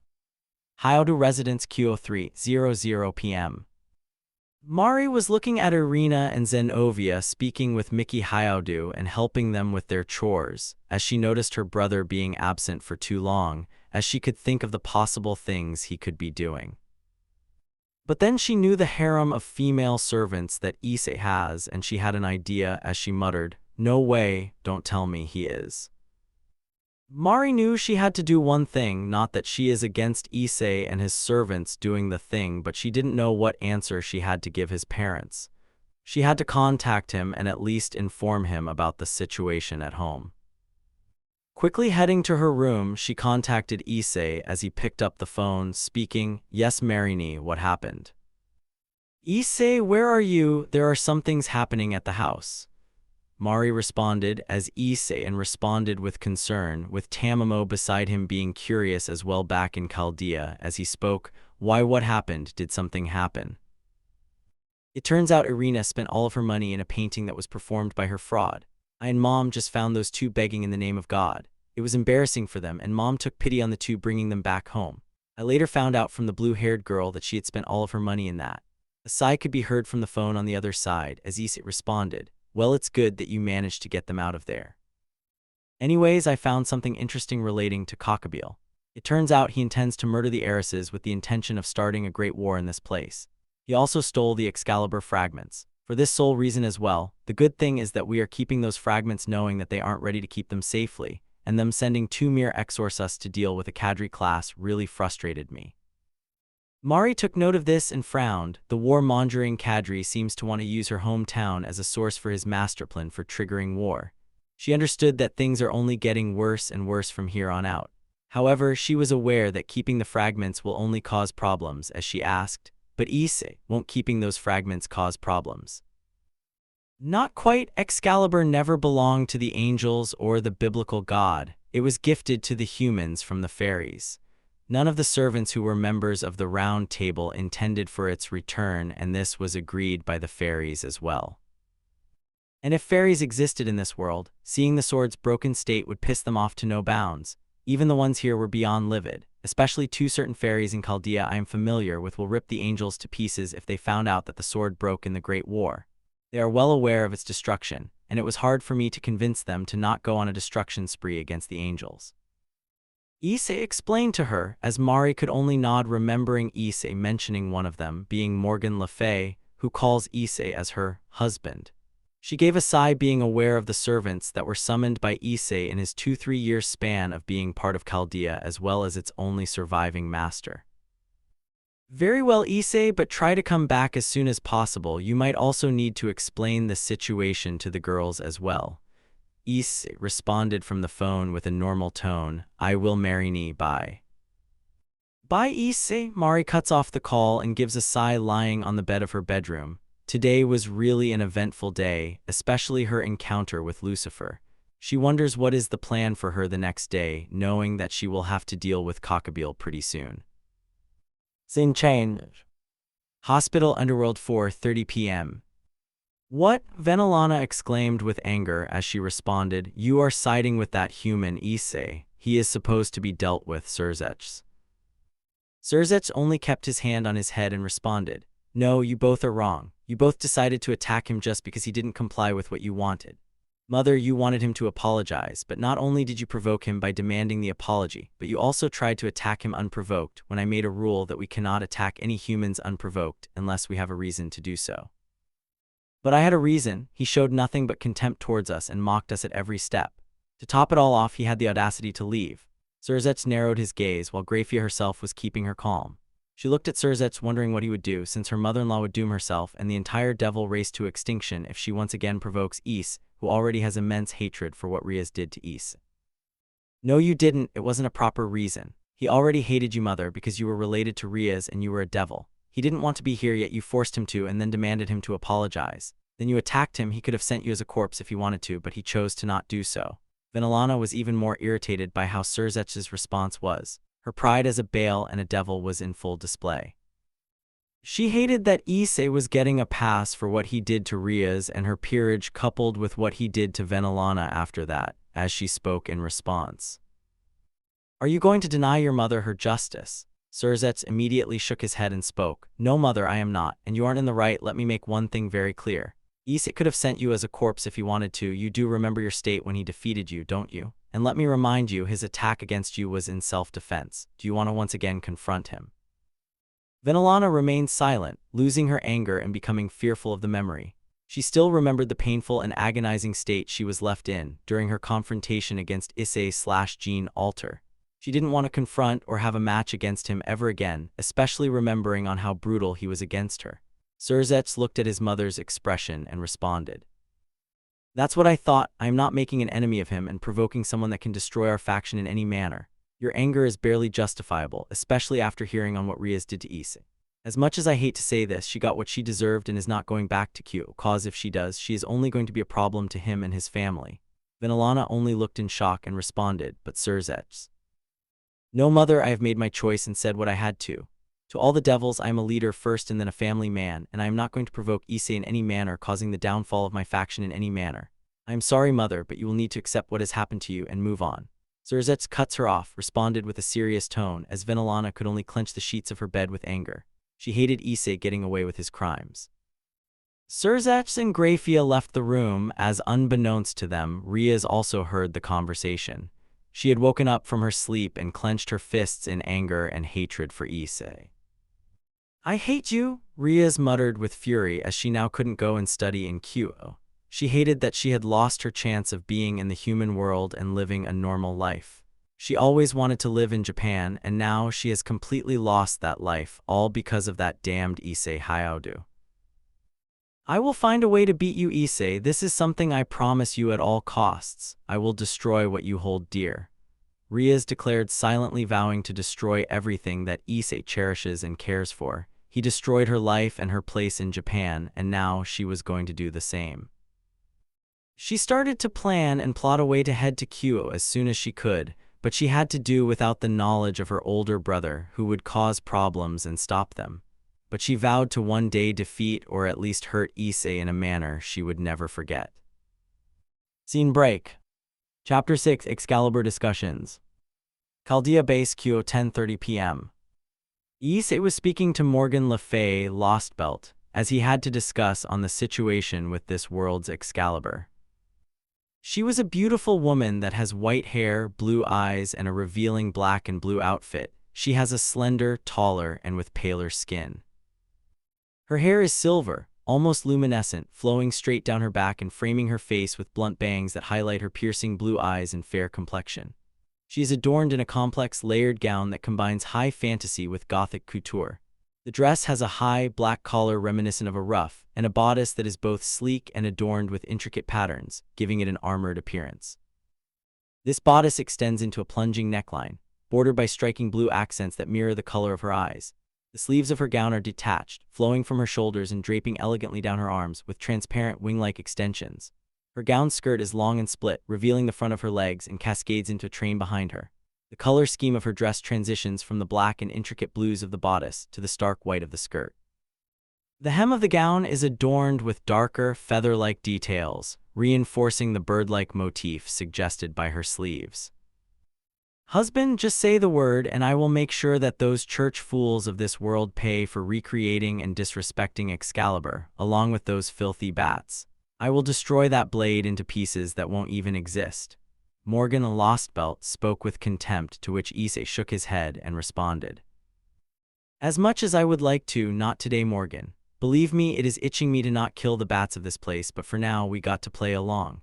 Speaking of which, where is your adoptive daughter and her knights? I did call them to discuss, correct? Morgan Lostbelt nodded, to which she spoke. Yes, the three are arriving soon enough, but why you wish to speak with us, husband?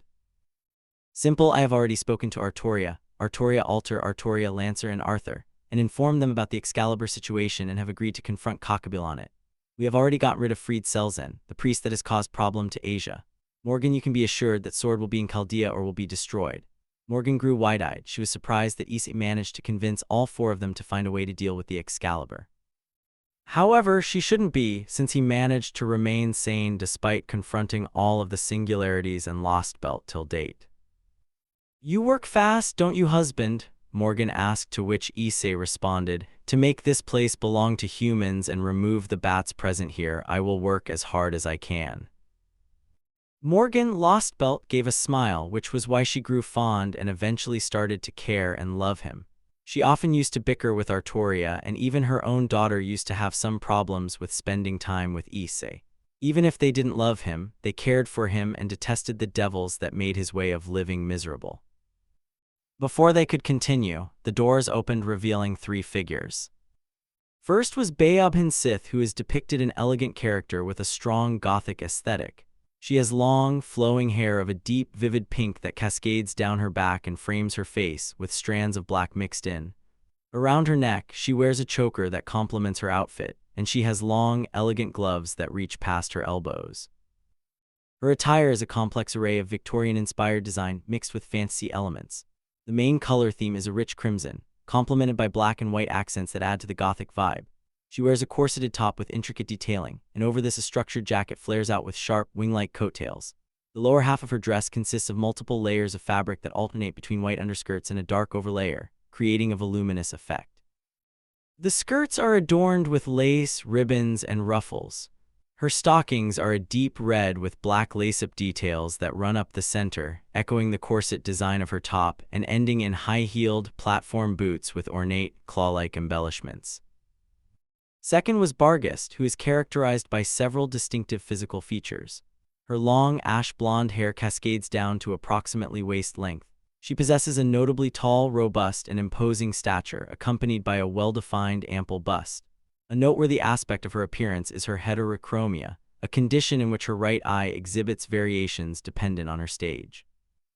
These alterations range from an orange hue, a dark pinkish-red shade, to the complete blackening of the sclera, with only a red circular border remaining in the place where her iris used to be. The left eye retains a teal-blue coloration throughout her different stages. And lastly, Melusine, the supposed daughter of Albion. Melusine has long, flowing silver hair that cascades down her back and frames her face with straight bangs. Her eyes are piercing, golden yellow eyes. She is adorned in a futuristic and ornate armor that is predominantly metallic blue with cyan and silver accents, featuring geometric patterns and glowing teal runes. The armor is sleek, with a high-tech aesthetic, covering her torso and arms, and includes thigh-high armored boots. She wields twin swords with intricate designs matching the style of her armor. The blades appear sharp and lightweight, designed for swift strikes. The hilts have circular guards with the same teal runes as her armor. Ah, I am glad you three arrived at such a short time. Barghest was the first to speak confidentially. I will come for you, Master Issei, no matter what happens, even if it is a trivial matter. I agree, so is it that time of the year yet where we go for a battle? It's been a while as such. Beabhin Sith responded with a normal tone, to which Issei responded, yes, did Mash inform you about the situation we have? Regarding the swords, we don't mind going at war with the church, just my mother would be enough for them, Issei. Beabhin Sith responded, to which Issei spoke while shaking his head, we were talking about the situation earlier, and we plan on making a negotiation to them. If that doesn't work, then it's wartime. Sounds good. Issei knew full well that the Lost Belt Knights of the Round Table hated the Excalibur of this world, at a personal level. They knew about this from Issei, and even Irina and Zenobia were strictly warned by Emiya Archer to not refer the swords they hold as Excalibur since they don't take it too kindly. But Master, it is an insult. Melusine spoke with slight anger as she continued, the sword is supposed to be unbreakable, but here it is broken, we can't let this slide, we have to set things right. I understand this, Melusine, but please for now keep it in. For my sake, please. Issei spoke with a respectful tone, to which Melusine looked at him and shook her head, speaking, Master, we are your servants, so it is our duty to listen to you, but I am glad that you are considering our sentiments and thoughts like always. Yeah, what Melusine said. Anyways, you seem a bit exhausted. Did something happen? Bargus spoke with a concerned tone, to which Issei spoke. Nothing much, just was working for the Chaldea tour. I had some discussion with the director, and he had informed me what I had to do and where I could take them. Then I had to speak with the servants and check which can cause trouble in Chaldea, to keep them in check. It was exhausting, but I was able to pull it off thanks to Mash and Tamamo assisting me. That isn't nothing much, Master. It is too much. You overwork a lot, don't you realize that? Melusine exclaimed, to which Bargus spoke, Melusine is correct, you need to rest, you are going home, let us handle the rest. Issei only chuckled and spoke, I will be fine, this is not the first time I have worked too much. This job can be quite demanding, but if it means to protect humanity and history, I don't mind sacrificing my happiness for the sake of it, even more if it is meant for family. No, Melusine exclaimed in response, to which she continued, you are resting for a while and that is final. Plus, it is late at night, you should be heading home. Issei tried to retort, but a glare from the three knights made him silent, as he spoke with a normal smile, fine. The girls, including Morgan, sighed in relief as Melusine responded, speaking of which, did you find out on the white one? Albion A, the others looked at the boosted gear that had been awakened, as Didraig had finally spoken, the white one has finally awakened, he would soon be arriving. So he is here, right? That means, Melusine spoke, to which Didraig responded, yes, the battle that was continued for centuries shall resume now. Plus, I am curious to see on how Albion would react when he finds out that he has a daughter in the FGO world and is dating my partner. True, but if they are a devil then, Melusine spoke, with Morgan adding, or if they try to attack husband's loved ones. They can try, but they will be dead. Didraig, if I am fighting this battle, you know how it is going to go, right? Issei spoke with a serious tone, to which Didraig responded, I know, there will be only one battle and it will be our last. Yep, we don't know if this white dragon is peaceful or not. If the latter is true, then it is the ending of a rivalry. As long as civilians aren't involved, especially my mom, dad, and Asia, then I am fine with it, but if that line crosses, then you know what is going to happen, right? Didraig nodded, not being against this since even the Welsh dragon is part of Chaldea. Even he understood the responsibilities and tasks which he had to do when assisting the lone master of Chaldea. I am aware, and I am not against it, plus when we fought against all singularities, we both had developed a bond, and I don't want to lose that. Issei nodded in agreement as he soon got a text from his parents with them worrying over his dinner. He then spoke to the girls. Well, I will be heading home if that is what you all want. Issei soon decided to teleport in a red dragon emperor circle as he waved goodbye to the four, with them returning the gesture. Wait, did we decide who gets to sleep with Master today? Bargust asked as the girls grew wide-eyed. Beabhin Sith then responded, I will be the one to sleep next to him when he comes here. Not fair, I want in too, Melusine responded, to which Bargus spoke with slight annoyance. Master Issei likes my body the most, unlike you two flat fairies. Bargust's words made the two fairy knights angry as they were about to lunge at Bargust, who was ready. Then I will rest on top. Melusine responded to Barghest, which caused even more problems. Morgan Lostbelt could only sigh seeing this before exclaiming, "Enough!" The word was enough to get the three fairies still. They could see Morgan Lostbelt getting angry as she responded, "You three are still considered to be knights of the Round Table. Act as such. And given you all are behaving in such a manner, I have decided that I shall be the one to spend time with my husband." Morgan Lostbelt responded with an evil smile as the three knights wanted to retort, but a cold look from Morgan Lostbelt made them nervous and back away, albeit reluctantly. Scene change. Hyoudou Residence, Kuoh, Japan, 11:00 p.m. Issei returned back home. As he opened the door, he was greeted by his mother speaking, "Issei, where have you been? Do you know it has been too late?" "I know, I just had some more work I had to do. This job is as intense as it is supposed to be," Issei responded, to which Mickey responded with concern, "Are you sure you want to do this?" "Well, for starters, it does pay good." Mickey had a bit of an annoyed look as Issei continued, "But on the bright side, I don't mind sacrificing some of my resting time to work. Call me a workaholic, but I don't mind working for a while. That is what it takes to preserve history and make sure events are supposed to go as they were intended to be. Otherwise, if the past is unchecked, it will overwrite our current timeline and replace it with the one that the Lost Belt intends, not to mention singularities are worse. I work to prevent them. It ain't easy work." Mickey shook her head and spoke, "Well, that doesn't mean you gotta push yourself. You need some rest."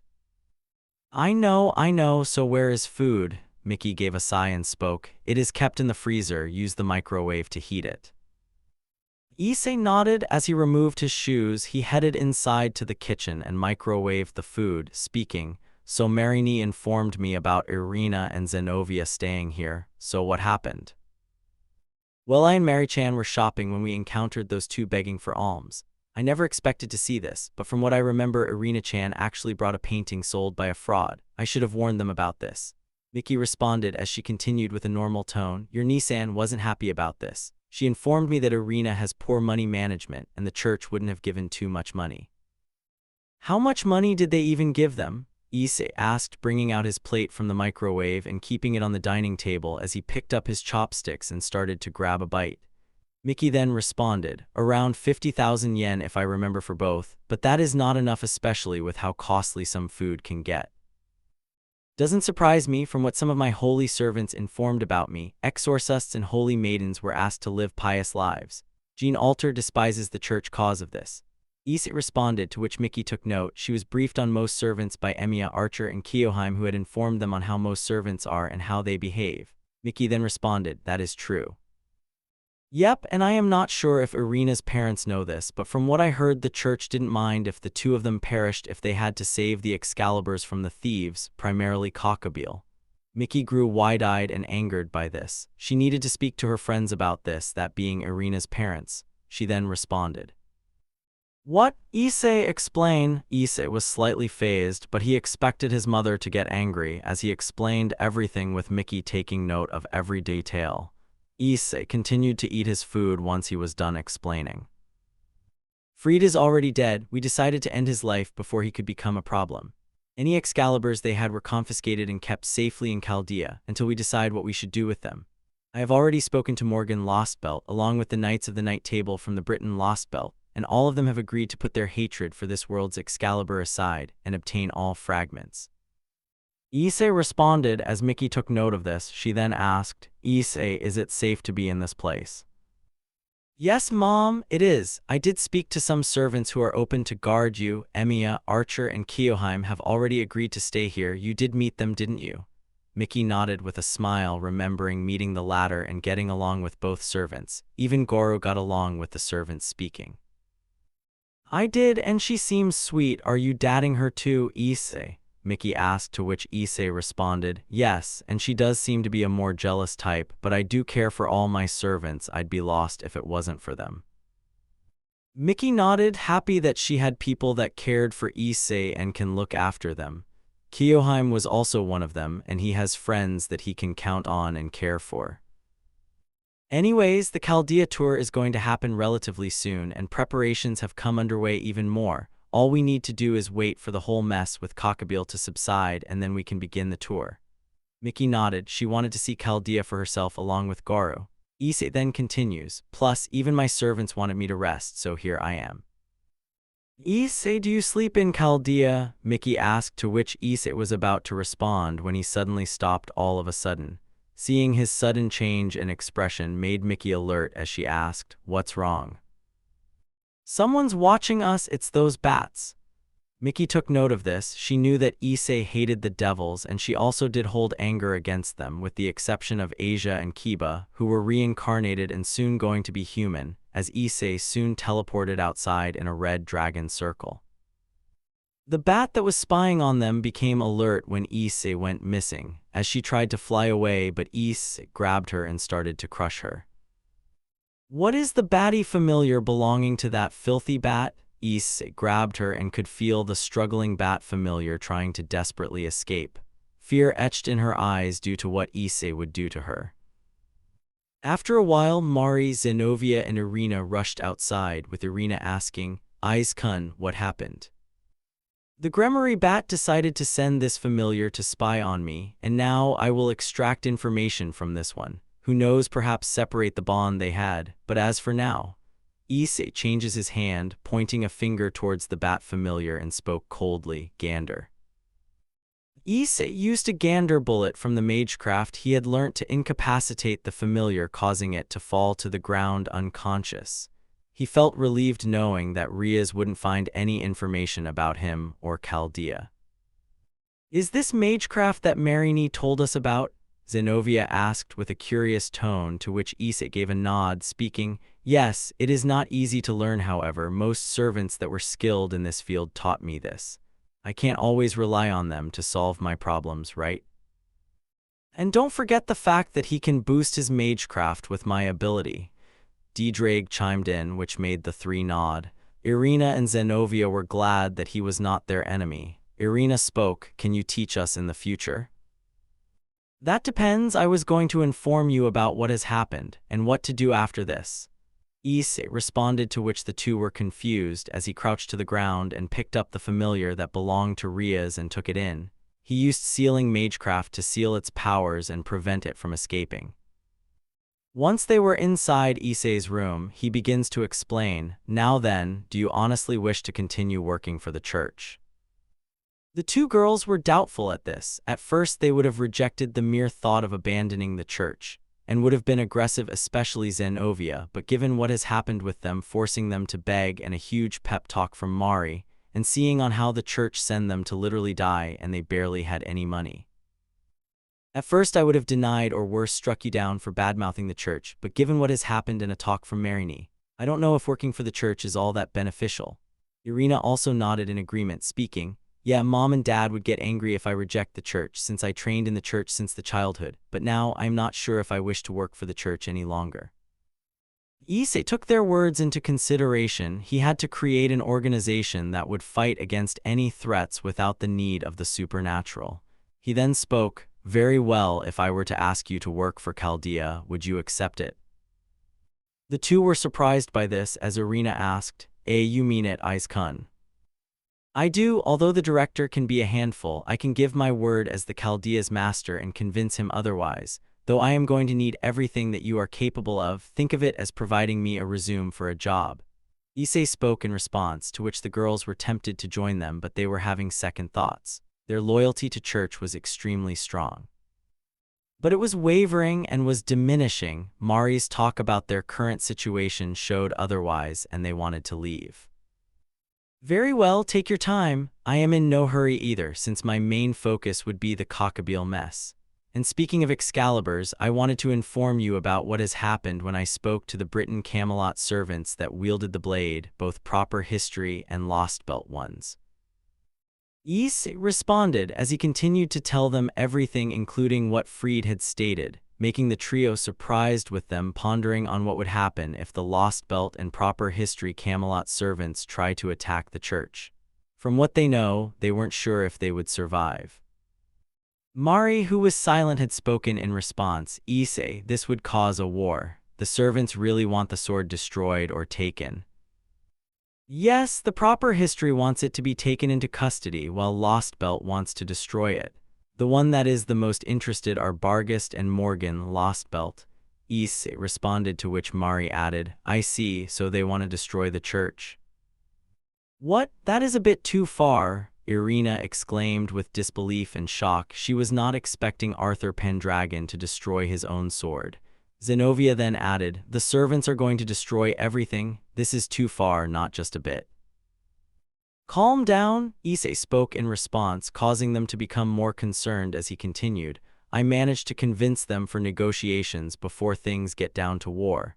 I could command them to stop, but I am not forcing them in any manner, because if they treat Excalibur this callously, then I need to step in. The two girls reluctantly calmed down. They were relieved that they were down to negotiations before things get intense. Zenobia then asked meekly, "Why?" It is because Issei cares for his servants. He treats them like family. That is why he won't force them to do something they don't like. Many of the female servants even like Issei and love him. Issei didn't say anything and turned his gaze away. The two girls were surprised by this, with Irina having a look of jealousy. She remembered that she was the one that had given her first kiss to Issei back when they were kids. She then spoke, Issei, would you explain to us? I never knew you were a playboy. Oh God, what kind of a person my childhood friend has become. Irina's words made Issei grumble even more, leaving a giggling Mari and a baffled Zenobia. She wondered what kind of a person Issei is. She had respect for him regardless, since he did fight against so many enemies that threatened their history and would have destroyed them. Anyways, we can deal with Rias at a later date. I am pretty sure she wouldn't dare show herself here personally after what has happened with her brother, hence why she sent her familiar. Mari responded, remembering the talk she had with Rias' older brother where he promised that Rias wouldn't involve herself in their lives. As Issei asked, what did he ask about? He wanted to know why you injured his sister and then mother, so I told him everything from your side. He did say that he promises to keep them in check, and we can only hope so. Mari responded as Issei took note of it. He doesn't fully trust Surzech's Lucifer as well due to him being a doting older brother, but was surprised by the fact that he didn't take Rias and Venelana's side. She then continued, plus, from when I was forcefully teleported, he didn't intend to harm me, but he also seemed to know that if he brought you instead, you would have gone for the offensive. Guess he is smarter than both those bats, Issei commented, to which Zenobia responded, true, he is supposed to be their leader after all.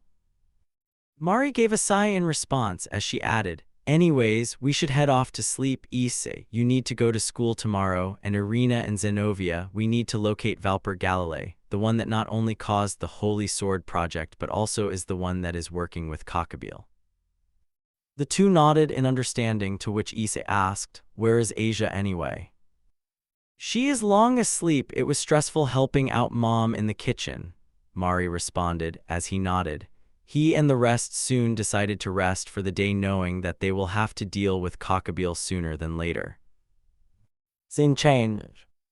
Rias' room, Gremory Mansion, Underworld, 4:30 a.m. Rias was desperately trying to contact her familiar she had sent to head towards Kuoh to spy on her former pawn, but she failed to contact her familiar yet again.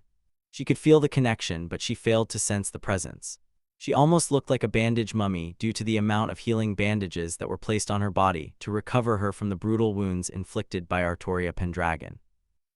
She had a scowl at this, remembering what her older brother had said, stating that she was no longer welcome in Kuoh Academy, taking what remaining territory she had for herself. Her brother had also warned her that she would lose her status as a high-class devil if she does visit Issei, provided she survives the onslaught that would come if she does become foolish or stupid enough to come to the very place that almost killed her twice. That damned bastard! Rias growled. She didn't want to lose her familiar too. She and the rest of her peerage were only allowed to attend school with the added bonus of being constantly watched by Surzech and his peerage with their familiars so as to not provoke Issei in any manner. Rias turned to see Aquino and Kaneko, both having multiple bandages upon their bodies. They had still been recovering from the wounds inflicted on them by Issei/Artoria during their fight against them. How are you two doing? Aquino asked, to which Rias responded, anything but better. Honestly, just how did that pervert become this strong? Kaneko muttered with horror and confusion, to which Rias responded. I don't know, but all I know is that he is going to be a very big threat to our plans.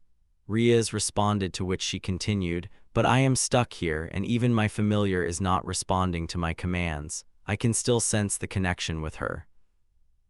Rias spoke with frustration. She knew that she had to defeat and take out Issei at this point, given that he was ruining all of her plans and her very life itself.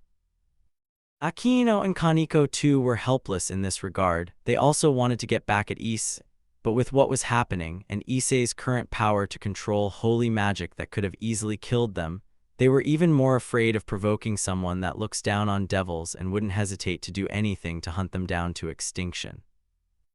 Not to mention, his damn sister keeps interfering in my plans. Even without Issei around, it is her that kept her family safely. She is a pain, that damned human born with 2 gears. I hate them, I hate all of them. Rias exclaimed the last part as Akino and Kaneko could only look down as Akino added, that's not even mentioning Hyoudou, Kiba and Asia Argento no longer intend to follow your orders and don't mind becoming strays.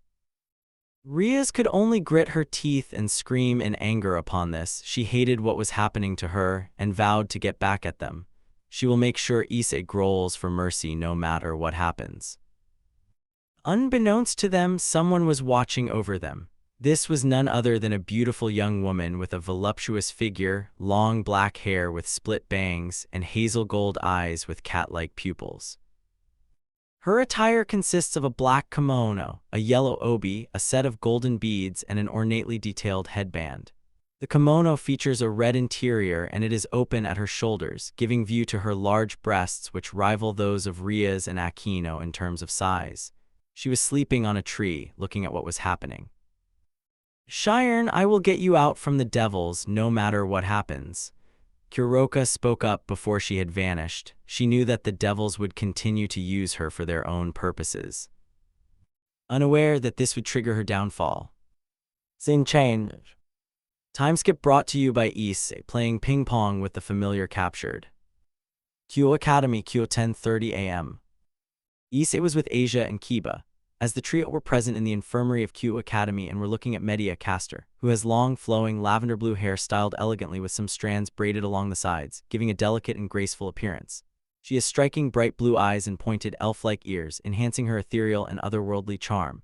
Her facial features are soft and elegant, with a kind yet confident expression. She wears a long, form-fitting purple dress with puffed black sleeves and a high neckline, adorned with a large, ornate gold skull-shaped accessory at the chest. Completing the look are black gloves that extend up to her forearms, adding an air of sophistication and mystery. She holds a unique staff-like object, suggesting a magical or authoritative presence. So how long will it take? Issei asked, looking at Medea Caster, who was breaking the familiar free of the pact with the rule breaker. She then spoke, the magic has been set, the familiar belonging to that bat will soon go away.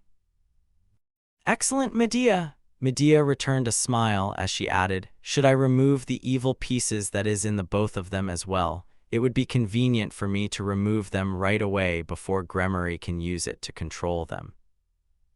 You sure? Rule breaker is painful since the evil pieces force a contract with the very soul. Issei responded, to which Medea responded, but you can use reinforcement magecraft that I taught you to counter this, master. Pain will be there, but it will be far less than what you expect. Issei was in doubt. He wasn't sure if this was a good idea. Medea then added, and then you can use the black keys to permanently destroy the evil pieces, such that the Gremory whore won't even realize what has happened, and if she does, it would be too late. Issei was contemplating as Medea lost her smile and became concerned. She was another one that had cared for and cherished for Issei, even falling for him. Hyoudou Kiba then asked, Medea-san, can this get rid of our evil pieces? Yes, I can. Your evil pieces is akin to a contract, and Rule Breaker can easily break and nullifies contracts. It's capable of dispelling and destroying any kind of magecraft, an effect suitable to the noble phantasm. Once it comes into contact with the ensorcelled item or person, enchantments, connections bounded through contracts, and creatures created and maintained by magical energy, they will all be returned to their original components in a state of the past. Contracts will be wiped clean, and those with life will immediately cease to exist. And the downside is the pain, correct? Medea gave a nod, speaking, Since your evil pieces is similar to a contract, it will break the contract. However, if what Master says about your evil pieces being linked to your soul is correct, causing fatal deaths in an event of a purge, then it is painful. Kiba and Asia were silent on this as Medea added, I am not going to force, it is your choice. Kiba turned to Issei and spoke, Aiskun, let us remove our evil pieces. But Issei tries to retort as Asia spoke, we will be fine. Medea turned to him and gave a nod, she was ready to do it, with Issei looking at them and sighing, fine Medea, do what you must. The witch nodded with a smile speaking, I won't disappoint you. Medea then turned to them and spoke, lie on the beds, leave the rest to me. Master, use reinforcement magic to prevent them from enduring too much pain. Issei nodded as the two headed to the infirmary beds. Issei used a dimension magic to not let anyone interfere in the spell. Issei then spoke, Medea, it is ready. Medea nodded, she took a deep breath and started the chant. Magical providence, O natural master of this world, return all to its origins. Rule breaker. She unleashed a magic circle on the three targets as she soon brought out the dagger, which is an iridescent and jagged dagger that is thin, brittle, and blunt. It's effectively non-existent in its capacity as a weapon, comparable to that of a regular dagger at most. Master, I will start with the familiar and then proceed to the others. Issei gave a nod as she placed the dagger on the familiar's body.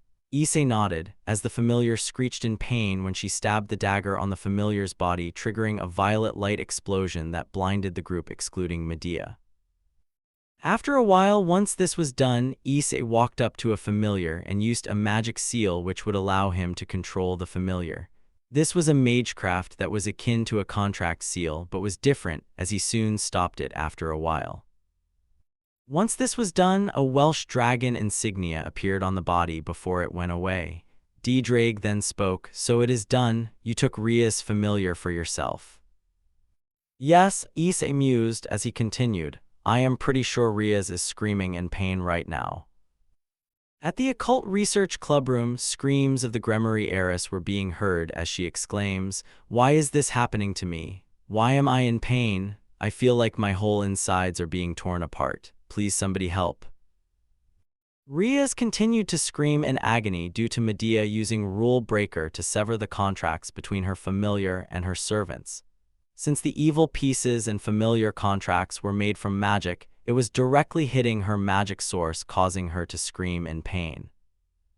The worst part, both Aquino and Kaneko were in their classes far away from Rias, causing no one to hear about her. Back with Kiba and Asia, they both gulped in concern at this. It was no wonder Issei was weary of using Rule Breaker on them, since it would cause them immense pain for both of them. Once this was done, Medea turned to Kiba and Asia, speaking, who wishes to go first? Kiba looked down and spoke, I wish, Issei. Yes, reinforcement. Issei used reinforcement magic to enhance his body with it. He internally wished luck for Kiba in the hopes of him surviving. Medea looked at this and nodded. She then stabbed the dagger again, making Kiba grit his teeth in the process. He remembered the pain that was caused when they had experimented on him during the Holy Sword project. This was nothing compared to the constant pain he had to endure. After a while, the evil piece came out as Issei exclaimed, Black Key. He brought out a long and slender rapier-like swords with blades measuring over 1 meter and extremely short hilts. He quickly destroyed the evil piece, completely destroying it without hesitation. Once the piece came out, Medea removed the dagger, speaking, it is done. Kiba nodded. He felt human once again as she turned to Asia, who was slightly afraid of what is to come. Issei once again spoke, reinforcement. He used it to strengthen her body as Medea spoke, just close your eyes if you can't endure, it helps reduce the pain in your head. Asia nodded and did what was asked. Soon the dagger was plunged and Asia screamed in pain. Issei could only watch, gritting his teeth in anger, remembering the scene of Asia's pain when she had to combat Rainier. He took a deep breath to calm himself, knowing that it was going to be over soon. Once this was done, the evil piece came out, as Issei used the black key to destroy the piece again. With that, both Asia and Kiba became human once again as they got up, with Asia speaking, "Is it over?" Medea performed an analysis magic as she responded, "Yes, it is over. Both of you are now human." Kiba looked at his hand, feeling the presence, as he continued, "I haven't felt like this in a while now, since I was a devil for most of my time. But thank you, Issei Medea-san." Medea returned the smile, speaking, "Glad I could help." Issei returned the dimensions back to normal as he soon opened the door, seeing Madohama and Matsuda rushing towards him, with Madohama speaking, "Issei, something has happened while you were gone." What happened?" Issei asked, to which Matsuda spoke, "There is a massive panic. Rias Gremory, she has fallen unconscious all of a sudden, because of which classes have been suspended for the time being. It is chaos all over the academy due to what has happened." The four were surprised by the panic, while Issei and Medea were aware due to what has happened when Rule Breaker is used. She must have taken immense pain because of Rule Breaker affecting both sides of the contract, and since Rias didn't have reinforcement magic, she was done for. "Well, it matters not to us. Should we go and eat our food till then?" Issei asked, to which the two boys nodded. They didn't care for Rias either and knew the cafeteria would be empty by then. He then continued, "Plus, her fanboys and fangirls would come here due to what happened to her, so we should probably leave." His words were agreed by everyone as he asked, "Medea, would you like to join us?" "It would be an honor, Ma." Medea was about to say "Master" when Issei motioned that they weren't in Chaldea, and the two weren't aware of the supernatural just yet, making her speak, "Issei." Issei internally sighed in relief as he turned to his friends and spoke, "This is Medea, one of my friends I made in the time I went missing." Medea walked to them and spoke, "You must be the two perverted friends Issei spoke so highly about. It is nice to meet you too." Medea spoke with a bow, to which Matsuda spoke, "Ex-perverted friends, but it is nice to meet you as well." Madohama nodded as they soon left the room before Rias could be brought here. They decided to not get involved with what mess was happening with them. They knew that they can rest for a while till then. Scene break. And this was it. I hope you enjoyed. I'll see you in another one.